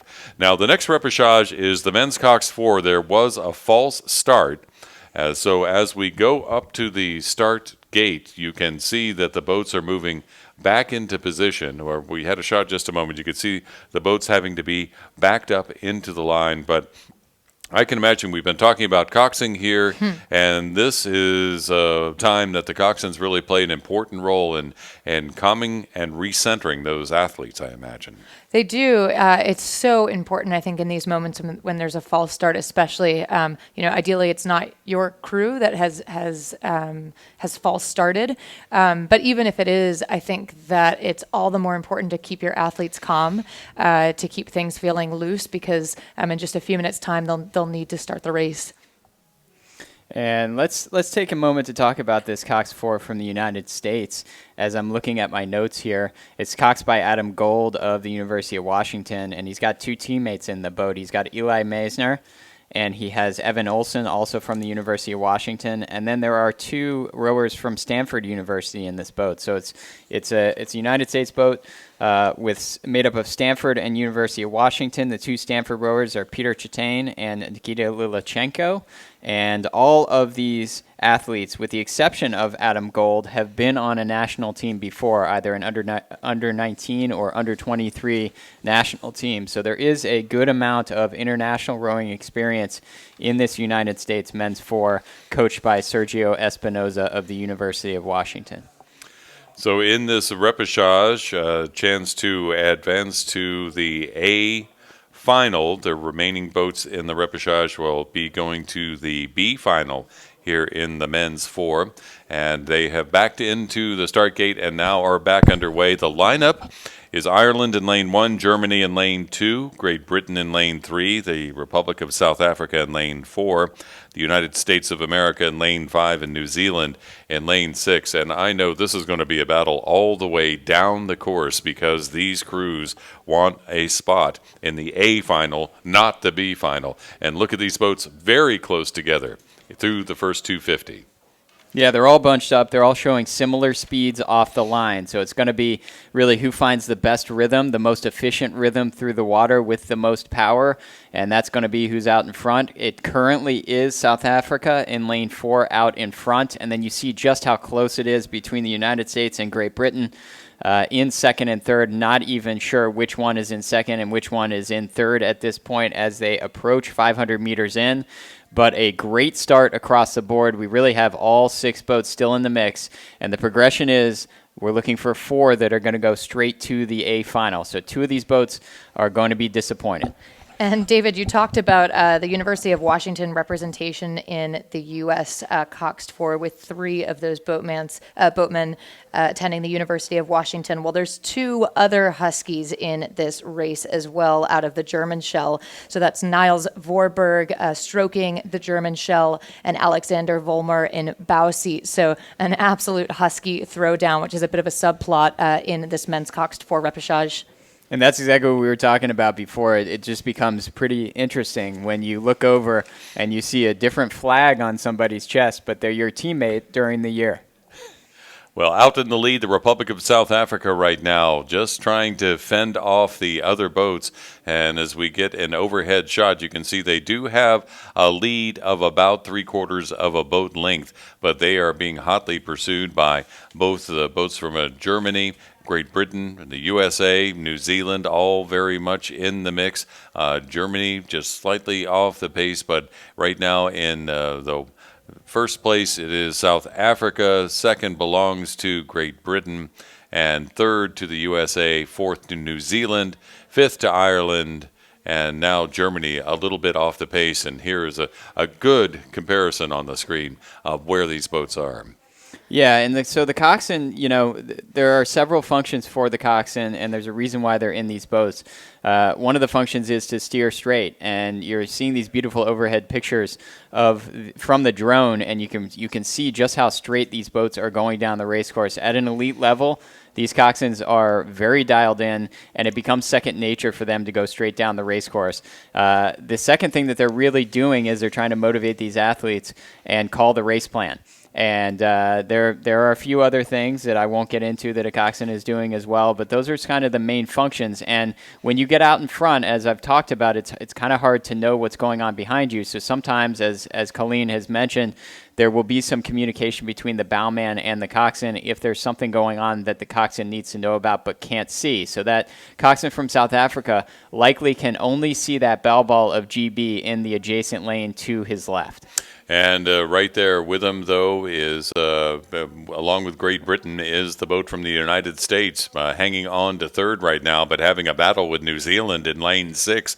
So this is quite the fight happening with those 4 spots available right now. Meanwhile, Ireland in lane 1 trying to keep up with those lead boats as they fly down this course, and they are flying. An impressive showing from South Africa out of lane 4 as we move through the second half of this race, continuing to hold that first place position. Now, many of these athletes have had international experience, though we haven't seen them in the South African shell really since their junior years. So making their under-23 debut and currently out of lane 4, holding that lead, showing no sign of slowing down. Though, Mark, as you mentioned, the competition behind them getting a bit fierce, which means that people could get faster. They'll need to have an eye. It is now New Zealand with an advantage over the USA as they move through the 1,500-meter mark, leaving just 500 meters to go, David. 500 meters to find out if Ireland or Germany are going to put themselves in a position to challenge these 4 boats that have been sort of out in front and kind of back and forth all the way down the race course. South Africa is being reeled in by a big-time third 500 from New Zealand, and everybody is really starting to go now. You see in the picture that they're starting to wind it up. The stroke ratings are coming up. The top 4 boats that are going to move through to the A final, they're only going to have one more race out here at Nathan Benderson Park the entire weekend. So everybody's showing their speed now. There's no reason to hold back, especially when you've got Ireland and Germany trying to press into this top 4 that is going out front. It's New Zealand on the move right now, moving up quickly on the Republic of South Africa, which has now lost the lead to Great Britain as they're coming down to the line. The USA still in the mix in 4th. Ireland trying to maintain contact as these boats begin to fly towards the finish, down to the final 100 meters or so in this 2,000-meter race. South Africa out in the lead for most of the race, but New Zealand really making a challenge now in the men's Coxed 4s. Yeah, and it's Great Britain that might have pushed into the lead. GB really showing speed in the last 250. It's GB. It is New Zealand. And then it appears to be South Africa and the United States. But on the outside, it's Ireland showing a ton of speed in the last 100 meters. Unbelievable how this thing is going to finish with 5 connected boats. Unofficially, I'm going to say GB, and then I'm going to say New Zealand, South Africa, United States just ahead of Ireland and Germany. But it's going to come down to it. That's just what my eye showed me. I think it's going to be a photo finish. We'll have to wait and see. But advancing to the A final in the men's Coxed 4, it is Great Britain easing their bow ball over the bow of New Zealand. South Africa will be in third in the race, and we're still waiting for the results to come across. No doubt for that third and fourth spot, that battle between Ireland and the United States, they'll probably have to be looking at that photo finish to determine who made it across first. From the men's fours to the lightweight men's pairs, already on the water here at Nathan Benderson Park. In this repechage for the lightweight men's pairs, we'll have 2 moving to the A final and the remaining crews to the B final. Brazil is in lane 1. In lane 2, the Republic of Moldova. In lane 3, it's Greece. Lane 4, Germany. Lane 5, the USA. And then lane 6, it's Portugal, as they're coming down with Germany in first right now, Portugal in second, the United States in third, Brazil in fourth, Moldova and Greece, Greece in fifth and Moldova in sixth through the first 500, but they're now crossing the 1,000-meter mark. A strong start for Germany as they hold out of lane 4. On paper, of course, Germany with the fastest times from the heat. Brazil, Moldova, Greece lining up against each other in that order. They were lined up against each other in the heats right next to each other, and the same goes for Germany, USA, and Portugal. So they've had a chance to race each other and kind of get a sense of those moves and those critical moments in the race when they need to increase the power, increase the stroke rate. Currently, Germany making the best of it as they move into the second half. United States fighting to catch up for second, but they are in third right now, right behind Portugal, then Greece, Brazil, and Moldova. And you can see 4 of those boats very close together, David. Yeah, the only thing we really know at this point is that Germany has a solid lead, and then you've got 4 connected boats for only 1 additional place in the A final. So this one is going to be another one of these races that's going to come right down to the line in front of us. 750 meters left. What a beautiful picture of all 4 of these boats that are going for that second spot in the A final so that they can contest the A final and go for the medals in the men's lightweight pair. Colin Hay and Matthew Marchoni of the United States in lane 5 showing a little speed. Looks like they've almost brought it level with lane 6, Portugal. It is Germany, though, continuing to lead quite substantially. Open water between their stern and the bow of these pursuing boats. Brazil on the far side of the course in lane 1, moving very fast, but it is neck and neck between the United States and Portugal, with Brazil right there with them in that fight for that second spot. And Julius Wagner and Henning Sprossmann of Germany rode together at the 2018 Under-23 World Championships. They finished 4th, so in the A final, but just missing out on a medal. So no doubt about it, their goal is to get on the podium this year. They're making that known as they move through this repechage. Trying to seal their spot to go to the A final. Only 2 spots going to the A final here at these 2019 World Rowing Under-23 Championships in the men's lightweight pair. And it looks like Germany is trying to really make sure they have a secure hold. However, it does look like the USA, Hay and Marchoni, are catching up with them. But the Portugal and Brazil are not letting them out of their sights either. Yeah, Brazil seeing a lot of speed. Brazil might be pushing in, and I'm not so sure that the other pairs have any idea because they're up there in lane 1. So this is really coming down to it. 250 meters left. The only thing we continue to know is that Germany is out in front with a pretty comfortable lead. It's the United States and it's Brazil on the outside, along with Portugal on the inside or closer to the tower in lane 6. Those 3 boats, 2 of them are going to be left out of the A final. Right now it's the United States. Are they going to be able to hang on to that position and put themselves into the A final in the men's lightweight pair? These 2 athletes that are on their first United States national team, we'll find out.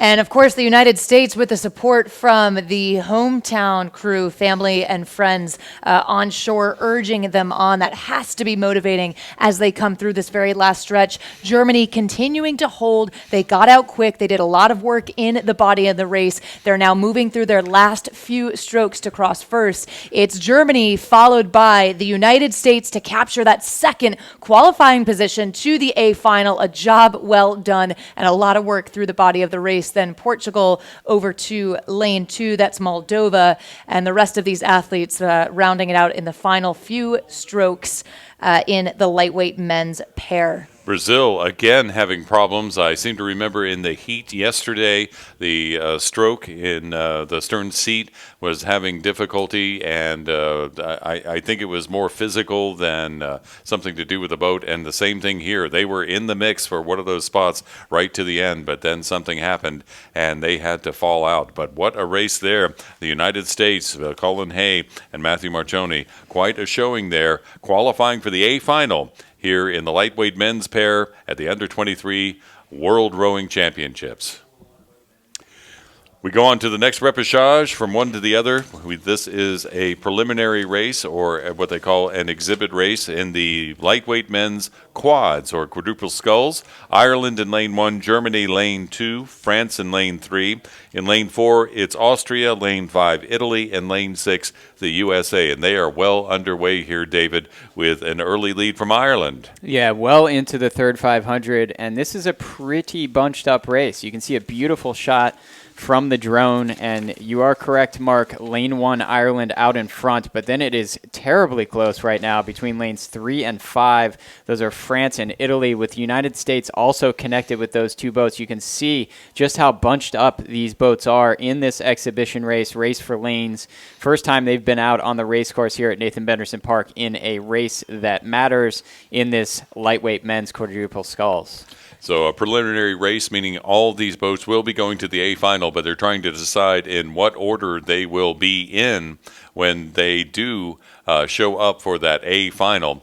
Again, Ireland out in front with France in second at the 1,500-meter mark, Italy in third, the U.S. in fourth. But as they come into this final 500 meters, I'm sure there's going to be a lot of movement between these quads as they fight for that lane number 4 and that prime spot for viewing the competition in the final of the A final for the lightweight men's quads. And it's just so fun, I think, to watch Team Ireland row. They're a gutsy group. I mean, truly everyone out here is, but especially Team Ireland. We see it so much in the last 250 meters.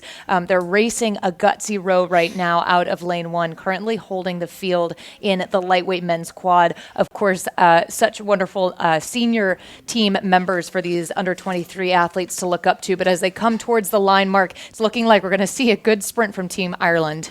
Ireland moving fast, trying to fend off the other advancing crews, wanting a good lane there, but it looks like France right in the mix, as is Italy. The U.S. in fourth right now as they come down to the line, but a big push for the Irishmen. That's right, the green of Ireland, and they are really winding it up, and they're going 2 strokes to the line. It's going to be Ireland finishing ahead of France, Italy, and then it looks like Germany ahead of the United States and Austria in that order in our exhibition race for the men's lightweight quadruple sculls. That United States boat, probably good to get their feet wet, so to speak, to use a phrase that makes sense out here. They all are on their first under-23 team for the United States, so probably feels good to get down the race course. They were closest to the crowd, so they probably heard that crowd, and we'll see what happens. We'll see all 6 boats again in the A final. Ireland, again winning, will have the prime spot in the A final for the men's lightweight quads here at the 2019 World Rowing Under-23 Championships. Live on ESPN, I'm Mark Purcell with World Rowing's Colleen Seville and U.S. Rowing's David Wyant. We've been seeing some I guess you could say some exciting fishing going on, as these are the repechage and the second chances for these boats to qualify for the finals or semifinals. We have the women's quadruple sculls, repechage number 1 on the course right now. Poland in lane 1, Romania lane 2, New Zealand in lane 3, Czechoslovakia in lane 4, and the USA in lane 5. And in the first half of the race, it is the lead belonging to Romania. They were very fast in the heats and in this repechage. I'm sure they want to make sure that they seal a deal to go to the A final. And it is just 2 to Final A as we move through now into the second half of this race. Romania doing a nice job, a solid stroke, a lot of power coming out of that shell. Romania, of course, known for both their sweeps program and their sculling. Romania holding, I'm keeping an eye on New Zealand, though. New Zealand starting to pick up a little bit of speed. Again, 2 to advance, so Romania and New Zealand in a good position now, but New Zealand will need to keep an eye on the Czech Republic. Right now, they're able to hold them off quite comfortably, I'd say. But as we move into the final quarter of this race, David, I think Czech Republic may have another level. Yeah, Czech Republic, we'll see what happens because they're crossing through with 500 meters left. You see your leader there, that's Romania.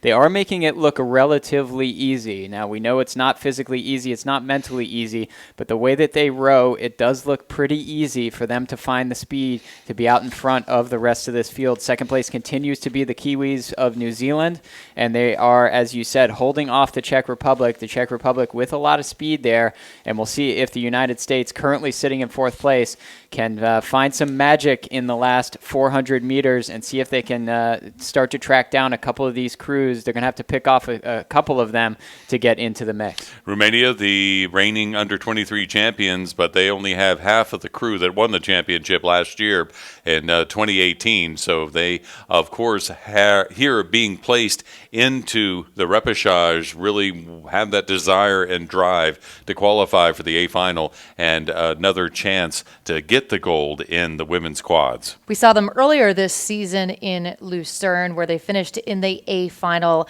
That's again at the senior level, so rowing up a class. This is the under-23 category, of course. So rowing at the senior level, finishing 6th overall. Another opportunity to get them on the race course. That race experience, as we've talked about, every time you go down the course in your combination, you get a little bit faster, and that's working for the mark as they come through the end. Netherlands were the under-23 silver medalists last year, but they only have one rower from that boat. And, of course, they want to make it to the A final too, David. Yeah, out in front, it's going to be Romania. So start to finish for Romania, just looking great. Last couple strokes, and they're going to win it with a couple boats of open water ahead of New Zealand. Those 2 boats will move to our A final. And the remaining boats, 3rd place will be Czech Republic, 4th place United States, and 5th place looks like Poland. Those 3 boats will move to the B final. The first of the repechage for the women's quads, they're just finishing with Poland crossing the line on their way to the B final. But a good showing from Romania and New Zealand, heading for the A final and hoping to gather the gold again for Romania and move up from silver to gold for New Zealand. We'll see how that shapes up later in this competition. Next will be the second of the repechage for the women's quads, with Canada in lane 1, Great Britain in lane 2, the Swiss in lane 3, and the People's Republic of China in lane 4 in this race. And right now, Great Britain pouring it on, a boat-length lead over the second place boat from Switzerland, with Canada right there in contact with them. The boat from China just slightly off the pace through the first 1,000. Great Britain in the lead by almost 3 seconds. And we'll see what happens between Switzerland and Canada. We get these beautiful views from above the crews, so we can actually see how straight they're going. But one of the things that you don't always see until you get an overhead view like this is that the Swiss row in these boats where they have the bow decks painted red, the bow and stern decks, and it's just beautiful to see from above. But you can see how proficient the GB quad is there as they come through. 500 meters left already in this second repechage, and again, we're looking top 2. So right now it's GB. Second place is the boat from, I think, Switzerland ahead of Canada, or those 2 boats very close to one another.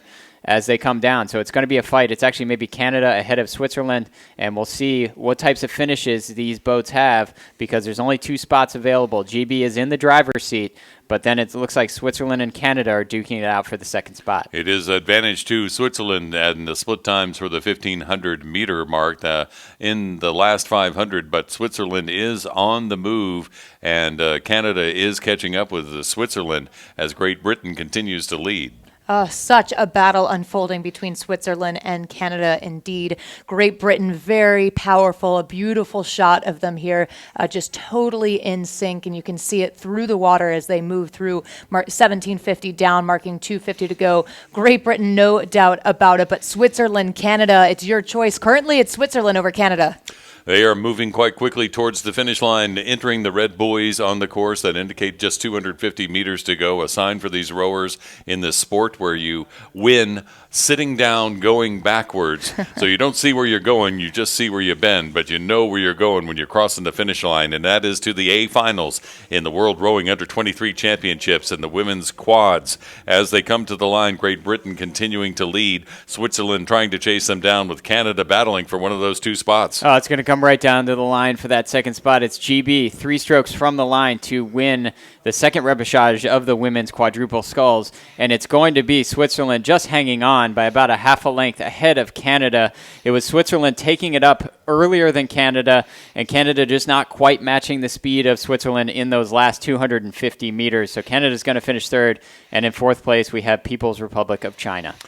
Switzerland taking it up indeed. Switzerland finishing at about 41 strokes per minute and Canada at about 36 or 37, I'd say. So Canada just not quite taking it up both in pressure, as you mentioned, David, but not in stroke rate either. So it is Switzerland to advance with Great Britain. Great Britain and Germany finished third and fourth, respectively, in 2018 in the quads. We'll keep an eye on them when they go to the A finals. But now to the next repechage in the women's 4 without. That 4 minus means this is a sweep boat, 1 oar per rower. And usually you would see a coxswain in these boats, but this is the 4 without the coxswain, much to the dismay of Colleen and David here in the booth. Russia won the U23 championships last year in this event, but 2 repechage to see who will be joining that final set in the A final in the women's 4 without. And in this first lineup, it's Italy in lane 1, Canada lane 2, another Great Britain boat in lane 3, Russia in lane 4, and Germany in lane 5, looking for one of the 2 spots to the A final. And Great Britain on the move again. So Great Britain out of lane 3, currently holding the lead, getting a lot of work done, I'd say, in the first 500 meters, certainly in the first half. We're now well into the second half. So Great Britain just holding, perhaps using a little bit of inspiration from the women's quad that we just saw go by. But we do know that the Great Britain team just has so much depth. And David, look at that swing as they close in the last quarter of the race. Beautiful rowing from GB out in front of the field as they come through, and you see that sign, 500 meters to go to try to win this first rep of the women's straight 4. And obviously also a very long tradition of rowing this straight 4 in Great Britain. And these women are showing the tradition of that country, and they're doing just a tremendous job of it. What I'm looking at is who is going to be the other boat that moves through at this point. Right now it's Canada, and can anybody catch Canada is the real question. They do have a pretty considerable lead here coming into the last 350 meters for that second spot. A substantial lead for Great Britain, but yes, it is, as you called it, David, Canada that is in second spot right now with the boat from Russia in third. Then it's back to Germany and Italy. But boy, the boat from Great Britain, a nice swing in that boat, and they are really efficiently moving their shell down the course and towards the finish line in this repechage for the women's 4. Now, of course, a lot of experience in this Canadian women's straight 4. The Stern pair, in fact, captured gold in the women's 8 last year. The 2 seat, that's McKenna Simpson. She took 10th overall in the women's pair. So a wealth of of experience, and you've got two crew members that not only were on the podium last year, but captured a gold. So they're back to make a statement in this repechage, making sure that they're there to qualify.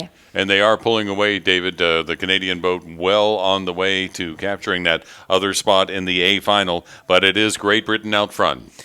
Yeah, Great Britain, and really not even having to take it up. In fact, maybe coming down a little bit at the finish line. So a great race by GB. They will finish ahead of Canada. Those will be the two that move through to the A final unofficially. In third place, it is the boat from lane 4, Russia, who will finish ahead of Italy and then Germany in that order. So we saw 5 very large rowing nations in that first rep of the women's Coxless 4. Great Britain start to finish. Canada also moving through. These are the 2019 World Rowing Under-23 Championships, live on ESPN for the first time. Great to see the sport of rowing being televised around the world on ESPN. Colleen Saville from World Rowing, U.S. Rowing's David Wyatt, and I'm Mark Purcell here in the finish tower at the Nathan Benderson Park in Sarasota, Bradenton, Florida, watching these U23 championships. We have the second of the repechage for the U23 championships on the water right now. Italy in lane 1, Canada lane 2. China in lane 1, Ireland in lane 2, New Zealand in lane 3, and Australia in lane 4. The lineup for the second repechage for the Coxless Fours here at the U23 Championships. And we do have that race underway right now, with the leader being Ireland in lane 2, closely followed by the People's Republic of China. Now, there are reports of some rain on the course. We had a rain delay, a weather delay earlier today of almost 5 hours after some heavy storms rolled through, but it really looks like it's just light rain at this point, and they will row in the rain. This is Florida, and it rains, and it's funny looking down the race course. It's only about the first 700 meters that are getting rain right now. So these rowers have actually just come out of the rain that they were in for the first half of the race course. In this third 500 now are the athletes. It's Ireland out in front. It's China in second place. In third place is New Zealand. And in fourth place is Australia, but everybody pretty close with 750 meters to go. So what can these crews do in the last 750 to try to put themselves in a top 2 position and compete for the medals in the A final? Moving into the second half, it continues to be Ireland. They had a strong first half, and it's looking like they'll have a strong second half as well. Keeping an eye on China, as David mentioned, it's just 2 to qualify for Final A. Currently, that would be China, then it's over to New Zealand, then over to Australia. New Zealand and Australia having a little bit of a battle just behind Ireland and China. So the question then becomes, will China be able to hold off New Zealand? At the moment, they're moving at pretty similar speed, so we'll see what happens in the last quarter. And it's a pretty low stroke rating from China, so I think they have some ability to find some more speed. But we're 500 meters left to the finish line. We still see the green of the Irish women out in front of this repechage of the women's 4. And it's China trying to hang on with New Zealand and Australia in adjacent lanes, those two adjacent countries going after one another. Maybe they will pace each other into China. We will find out. This one's going to finish very close, probably with all 4 of these boats as they get to our finish line tower here at Nathan Benderson Park, but it continues to be Ireland in front. Ireland continuing to leading into the last 300 meters of this 2,000-meter race, with China trying to chase them down. China does have a somewhat comfortable lead over the third-place boat from New Zealand, but anything can happen in these final hundreds of meters. But Ireland continuing to plow forward, and as a matter of fact, beginning their sprint. As we get this close-up shot and see them pick up the pace of their strokes, you can see those flying shamrocks on their blades as they come down and begin to sprint towards the finish line. New Zealand on the move now, beginning to catch up to China, but they may run out of water, David. Yeah, New Zealand was very close to China, and then I saw China shift at 250 up a little bit. But those two boats are still connected, and it will be all the way down to the line. What are they going to show in the last 12 strokes? That's what's left for these two crews. It's actually New Zealand slightly ahead of China right now. It's really going to come down to it. It might be a photo finish for that second spot, but what we do know, crossing the line in first place is Ireland and moving through to the A final. And to my eye, it's going to be People's Republic of China by about a half a length there at the finish line ahead of New Zealand and Australia in that order. So 2 boats going to the A final. That will be Ireland and China, and the boats from New Zealand and Australia going to the B final here at the World Rowing Under-23 Championships. So at this point in the program, it must feel pretty nice to know that you've punched your ticket to the final. There is not a semifinal round. These athletes that we just saw go through Ireland and China go directly to Final A, and again, Final A contesting for positions 1 through 6 in the world. The next of the repechage will be for the men's Coxless fours, the straight fours. Romania won in 2018 in this under-23 championship event. But here, racing for a chance in the A final, 2 of the boats advancing in the repechage 1 and repechage 2 will be Denmark in lane 1, Croatia in lane 2, Australia in lane 3, Italy in lane 4, and China in lane 5. And the men's Coxless fours as they come down. And as we join the race at the halfway mark, it is that boat from Italy that has just a bit of a lead over Australia here, David, and we can see those bow balls going back and forth. And if Italy has the lead, it's about by a foot, and they just took it going through the 1,000-meter point. So it's extremely close right now between Italy and Australia. This version, this under-23 version for 2019 of the Oarsome Foursome, and it is Italy now with a bigger lead. So they really made a move, did Italy, at about 900 meters. They were sitting in second place behind Australia. They have now taken the lead, have the blue jerseys of Italy, and these two boats are pacing each other away from the rest of the field at the moment. The progression is top 2 straight to the A final. So we should see some good dogfighting all the way down the race course. Everybody still wanting to, they've got to show what they have, because this is it. You make the A final or you don't. Italy in front, almost by a boat length over that boat from Australia, but Australia sticking right with them. In the meantime, it's back to that battle for third between Denmark and China. And Australia, a new combination. In fact, for many of these rowers, with the exception of Marcus Britt, that's their bow seat. This is their international debut. So just incredible job to these athletes from Australia. Yes, Italy is leading, but Australia is running second. I'm keeping an eye on Croatia. I know that they've held back, or they're a little bit further back from both China and Denmark, but there's a lot of experience in this Croatian shell as well. And I don't know that we've seen everything they have yet. We're starting to run out of water, though, as we come through the last 500 meters. You can really see the work being done in this close-up of the Italian boat as they continue to stroke and are in the lead over Australia and move into the final portion of this race, the final quarter of this race. And you can see how hard these rowers are working.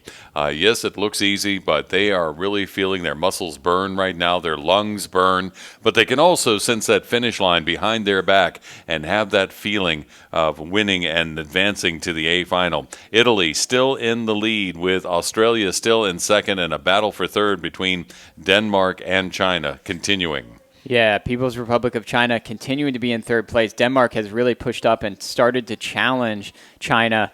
But Australia, I just looked out and saw them start to wind it up as they saw the red buoys. So the red buoys have been the wind-up point for a lot of these crews. It is the blue jerseys of Italy still out in front. It's the gold of Australia sitting in second place. It's People's Republic of China really pushing it now, showing a lot of speed through the water, trying to catch up. It's Denmark on the outside in lane 1, and Croatia just slightly off the pace, that young Croatian crew.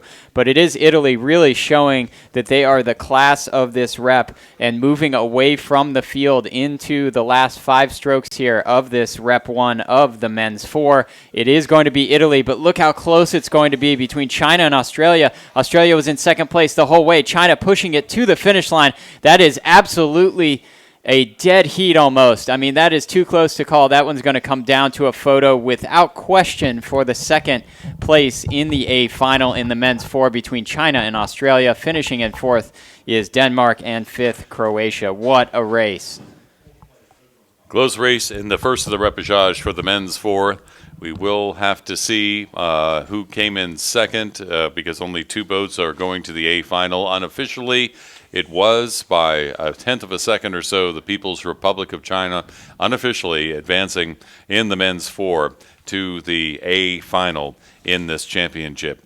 Still 2 more spots going to the A final and more to fill in the B final for the repechage number 2 in the men's 4, with Spain in lane 1, Romania in lane 2, Germany in lane 3, Switzerland in lane 4, and the USA in their hopes in this event in lane 5 as they are coming through past the 500-meter mark, heading towards the halfway point with the leader right now, Germany, right in the middle. Yes, we meet them, Mark, just at the 750-meter down. As you rightly say, Germany out ahead, quick at about a 38 strokes per minute. Good speed coming out of that shell, that rhythm really working for them. As we know, it is just 2 to final A, and all of these boats pretty tightly packed, especially the U.S., Switzerland, and Romania, Spain just a bit behind them. Just a beautiful shot here of the USA, Switzerland, and Spain. And, of course, in the U.S., you've got representation from Yale, University of Washington, and Harvard, who finished 1, 2, and 3 at the 2019 IRA. It looks like Romania on the move here, David, and a beautiful shot as we're looking across from the car that is on the wave attenuator as you see these boats move forward, and then as the rowers go back, a little bit of a bob back before they surge forward again. Yes, and that's exactly what you see. You see the bows sort of surging and coming back, and look at how close it is between the United States of America, Romania, and Switzerland, and they have closed the gap on Germany as well, have these boats. So Germany was out by really a full length, and now the push that those 3 boats have put on one another in the Romanian, Swiss, and United States boats have pushed them into Germany. So we really now have a 4-boat race as they get through the halfway point, and they're in this critical third 500 stage of this repechage of the men's 4. What's going to happen? It's interesting that the United States, yet again, close to the crowd coming down. Romania and the United States neck and neck as they come on down. It's hard to give anyone the advantage here, Colleen, because they are going back and forth, bow ball to bow ball, and I guess it's whoever's oars are in the water at any given moment. Oh, I think you're right, Mark. It really is, and this is where I start to kind of glance at stroke rates and wonder who has somewhere to go. And what I mean by that, of course, is who can bring it up a couple of strokes per minute to both increase their speed and their stroke rate. All of these athletes are pretty high right now, but my eye catches Switzerland. They're at about a 35. So, Mark, I think we can expect them to kick it up another level. Again, the United States and Romania continuing to battle and going bow ball to bow ball, and really no advantage between those two. Germany still in the lead as they head into the final 500, but it is a stroke rate of about 40 strokes a minute for both Romania and the USA, while Switzerland is hanging about 35. So room to grow. This is not a very comfortable lead here for Germany, and they're trying to go start to finish, and they have been in the lead the whole way, and I'm not trying to discount it, but man, are these crews pushing behind them. United States and Romania are in a match race with 2 boats in between them, and they are going essentially the same speed and have been going the same speed for really the last 1,000 meters of this race course. It's Romania maybe pushing a couple feet ahead of the United States. We'll see what the United States can do in the last 250 meters. It is Germany still out in front, and not to be counted out, the Swiss are starting to push. Indeed, it is Germany feeling that pressure, but maintaining the lead as they head towards the finish line. Both Romania and the United States trying to push as well. Romania now with a bit of an advantage over the United States in this final push, but will the crowd help that United States crew down towards the finish line? Germany continuing to lead, only 2 boats going to the A final, so the United States will really need to pour it on if they want to try to catch up with the surging Romanians. But as they're coming to the line, it is Germany continuing to to lead, but Romania walking up on them. They're just 50 meters from the finish line here in the second repechage for the men's 4. Germany continuing to move forward. It will be Germany and Romania advancing to the A finals, as Romania, with a big push at the end, caught up with the boat from Germany and lost the second place by just about half a boat length. In the meantime, the United States expressing disappointment, having to settle for third and head towards the B final, along with the crews from Switzerland and Spain here in the men's 4s. And yes, that has to be disappointing after they fought that good battle with Romania on down the line. But you were calling it there, Colleen, with that shift in gears. Romania really pulled away and pulled ahead of the United States. Oh, they brought it up to 45 strokes per minute, which is really quick at full slide in a 4 in those last few strokes. So just outpace them in terms of pressure, but then also use the stroke rate to their advantage to simply take more strokes per minute. So we have a preliminary race next on the water here at Nathan Benderson Park in Sarasota, Bradenton, Florida. These are the World Rowing Under-23 Championships live on ESPN as we are watching these young rowers, young athletes competing at the world rowing level, and it's quite impressive to see some of these performances. For the lightweight women's quadruple sculls coming up next, it's on the water right now with the USA in lane 1, Italy in lane 2, France in lane 3, Mexico in lane 4, and Germany in lane 5. And as we catch up with the race, we can see the boat from Germany there, as well as the one from Italy, as they are out in the lead right now with the U.S. in 3rd, France in 4th, and Mexico in 5th. And again, this is a preliminary, or what they call an exhibition race here, and that means they are racing for the lanes. They are. So racing for lanes, and in the World Cup series, as we've mentioned, when you're not in a championship scenario, it's not a mandatory race. It's a chance to go out and test your speed to get a sense of the competition and their respective race plans. But today it is mandatory, and I think all of these athletes, even if it were not, would choose to race anyway. A chance to line up against each other, David. And they will do it again, and it's a chance to feel out the race course and see what's going on. This is our last race of the day, and it is Italy maybe hanging on to just a slight lead there still over Germany as they come through the halfway point. Those trademark blue uniforms of the Italians. The Italians had a tremendous regatta in 2017 at the Senior World Championships here in Sarasota, Bradenton. And they're trying to do it again. We're seeing a lot of these Italians out in the top couple positions, as well as the Germans, and that's what we're seeing yet again here. This is the lightweight women's quadruple sculls, and it's the exhibition race 4 lanes. So through the halfway point, it was Italy in the lead with a time of 3:09.81, closely pursued by Germany. Then it was the United States, France, and Mexico in that order. And now Italy really showing what they have, a little bit of showing their hand with an open water lead over Germany in these lightweight quads. And the Italians just such proficient scullers, so perhaps not surprising to see them out as we move through the second half of the race ahead, especially in the women's events and especially in the lightweight events, I'd say. So not surprising to see their quad out ahead. Currently, it's Italy leading by a pretty sizable margin over Germany. And the U.S. sitting there in 3rd place. They're at the far side of the race course. They haven't been in the picture a lot as we've had this beautiful picture of the Italians that have been out in front. Now you can see with the drone picture, we see everybody that is in the race. You can see Italy out in front. It's Germany in 2nd place. It continues to be the United States in lane 1 sitting in 3rd place. They're coached by Malcolm Dodrin of Boston University and the lightweight women's team there. It's Sarah McErlin. It is Caroline O'Brien, Olivia Farrar, and Emma Starr of the United States sitting in 3rd place in this race for lanes. In 4th is France, and in 5th is Mexico. So those are your that's your order as they come into the last 500 meters, really the last 400 meters for this really impressive Italian crew. Well, the Italians are the defending champions, and they've returned with at least half a boat of the champions from last year. But you have to watch out, too, for France and Germany. They've been very strong, but we do.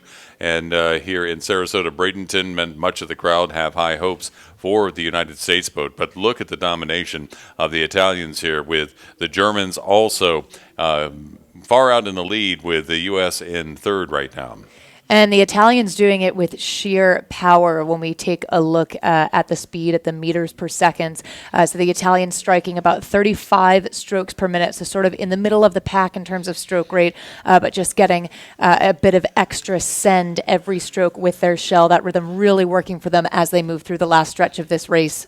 It is the Italians out in the lead with some open water. Germany right behind them. The United States in third. And in the meantime, it is France beginning to try to threaten the United States. But at the line, the Italians looking strong. That stroke rate at 35, but their boat's still moving faster than the other boats who were stroking at the same rate. The Italians crossing the line first. It will be Germany in second, with the United States in third and France in fourth. Mexico will be fifth here in the women's lightweight quadruple sculls preliminary race at this regatta. Quite a showing from the Italians, and we have seen that in more than one race here, David, where those Italian boats, they go out fast and stay out in first. Yeah, one of the things that we generally see is that the Italians can strike at very high rates, and this women's quad did not have to do so. So I think they didn't even show all their speed, and they still won by open water in this exhibition race. So it was a great way to finish our afternoon here. Indeed, the Italians, the time is 6:28:36, almost 9 seconds ahead of the boat from Germany. So it'll be interesting to see if there's any adjustments that are made from the other crews as they make their move towards that final, that A final that will happen later in this regatta. In analyzing these races, it will be very interesting to see what some of these boats that qualified through the repechage are going to do in those A finals that they advance directly to. Yeah, without question. And we talked about it. You know, some of these crews don't have a ton of experience, so it may not actually hurt them to have an additional race. And it's not unheard of for us to see crews come out of the repechage and stand on the medal stand after doing so. Well, it's been a wonderful day of racing, though there was that long rain delay in the middle of the competition. But it's luckily Mother Nature cooperated here at the end and allowed the repechages to finish up. Colleen Seville from World Rowing, thank you very much for being here today. Look forward to more racing tomorrow. Thank you very much, Mark. An absolute pleasure. David Wine from U.S. Rowing, thank you as well. Happy to bring rowing to ESPN. And I'm Mark Purcell here in the Finish Tower at the 2019 World Rowing Under-23 Championships in Sarasota, Bradenton, Florida, USA. Live on ESPN. We will be back on live on ESPN at 9 o'clock tomorrow with more competition from the World Rowing U23 Championships. Thanks for watching.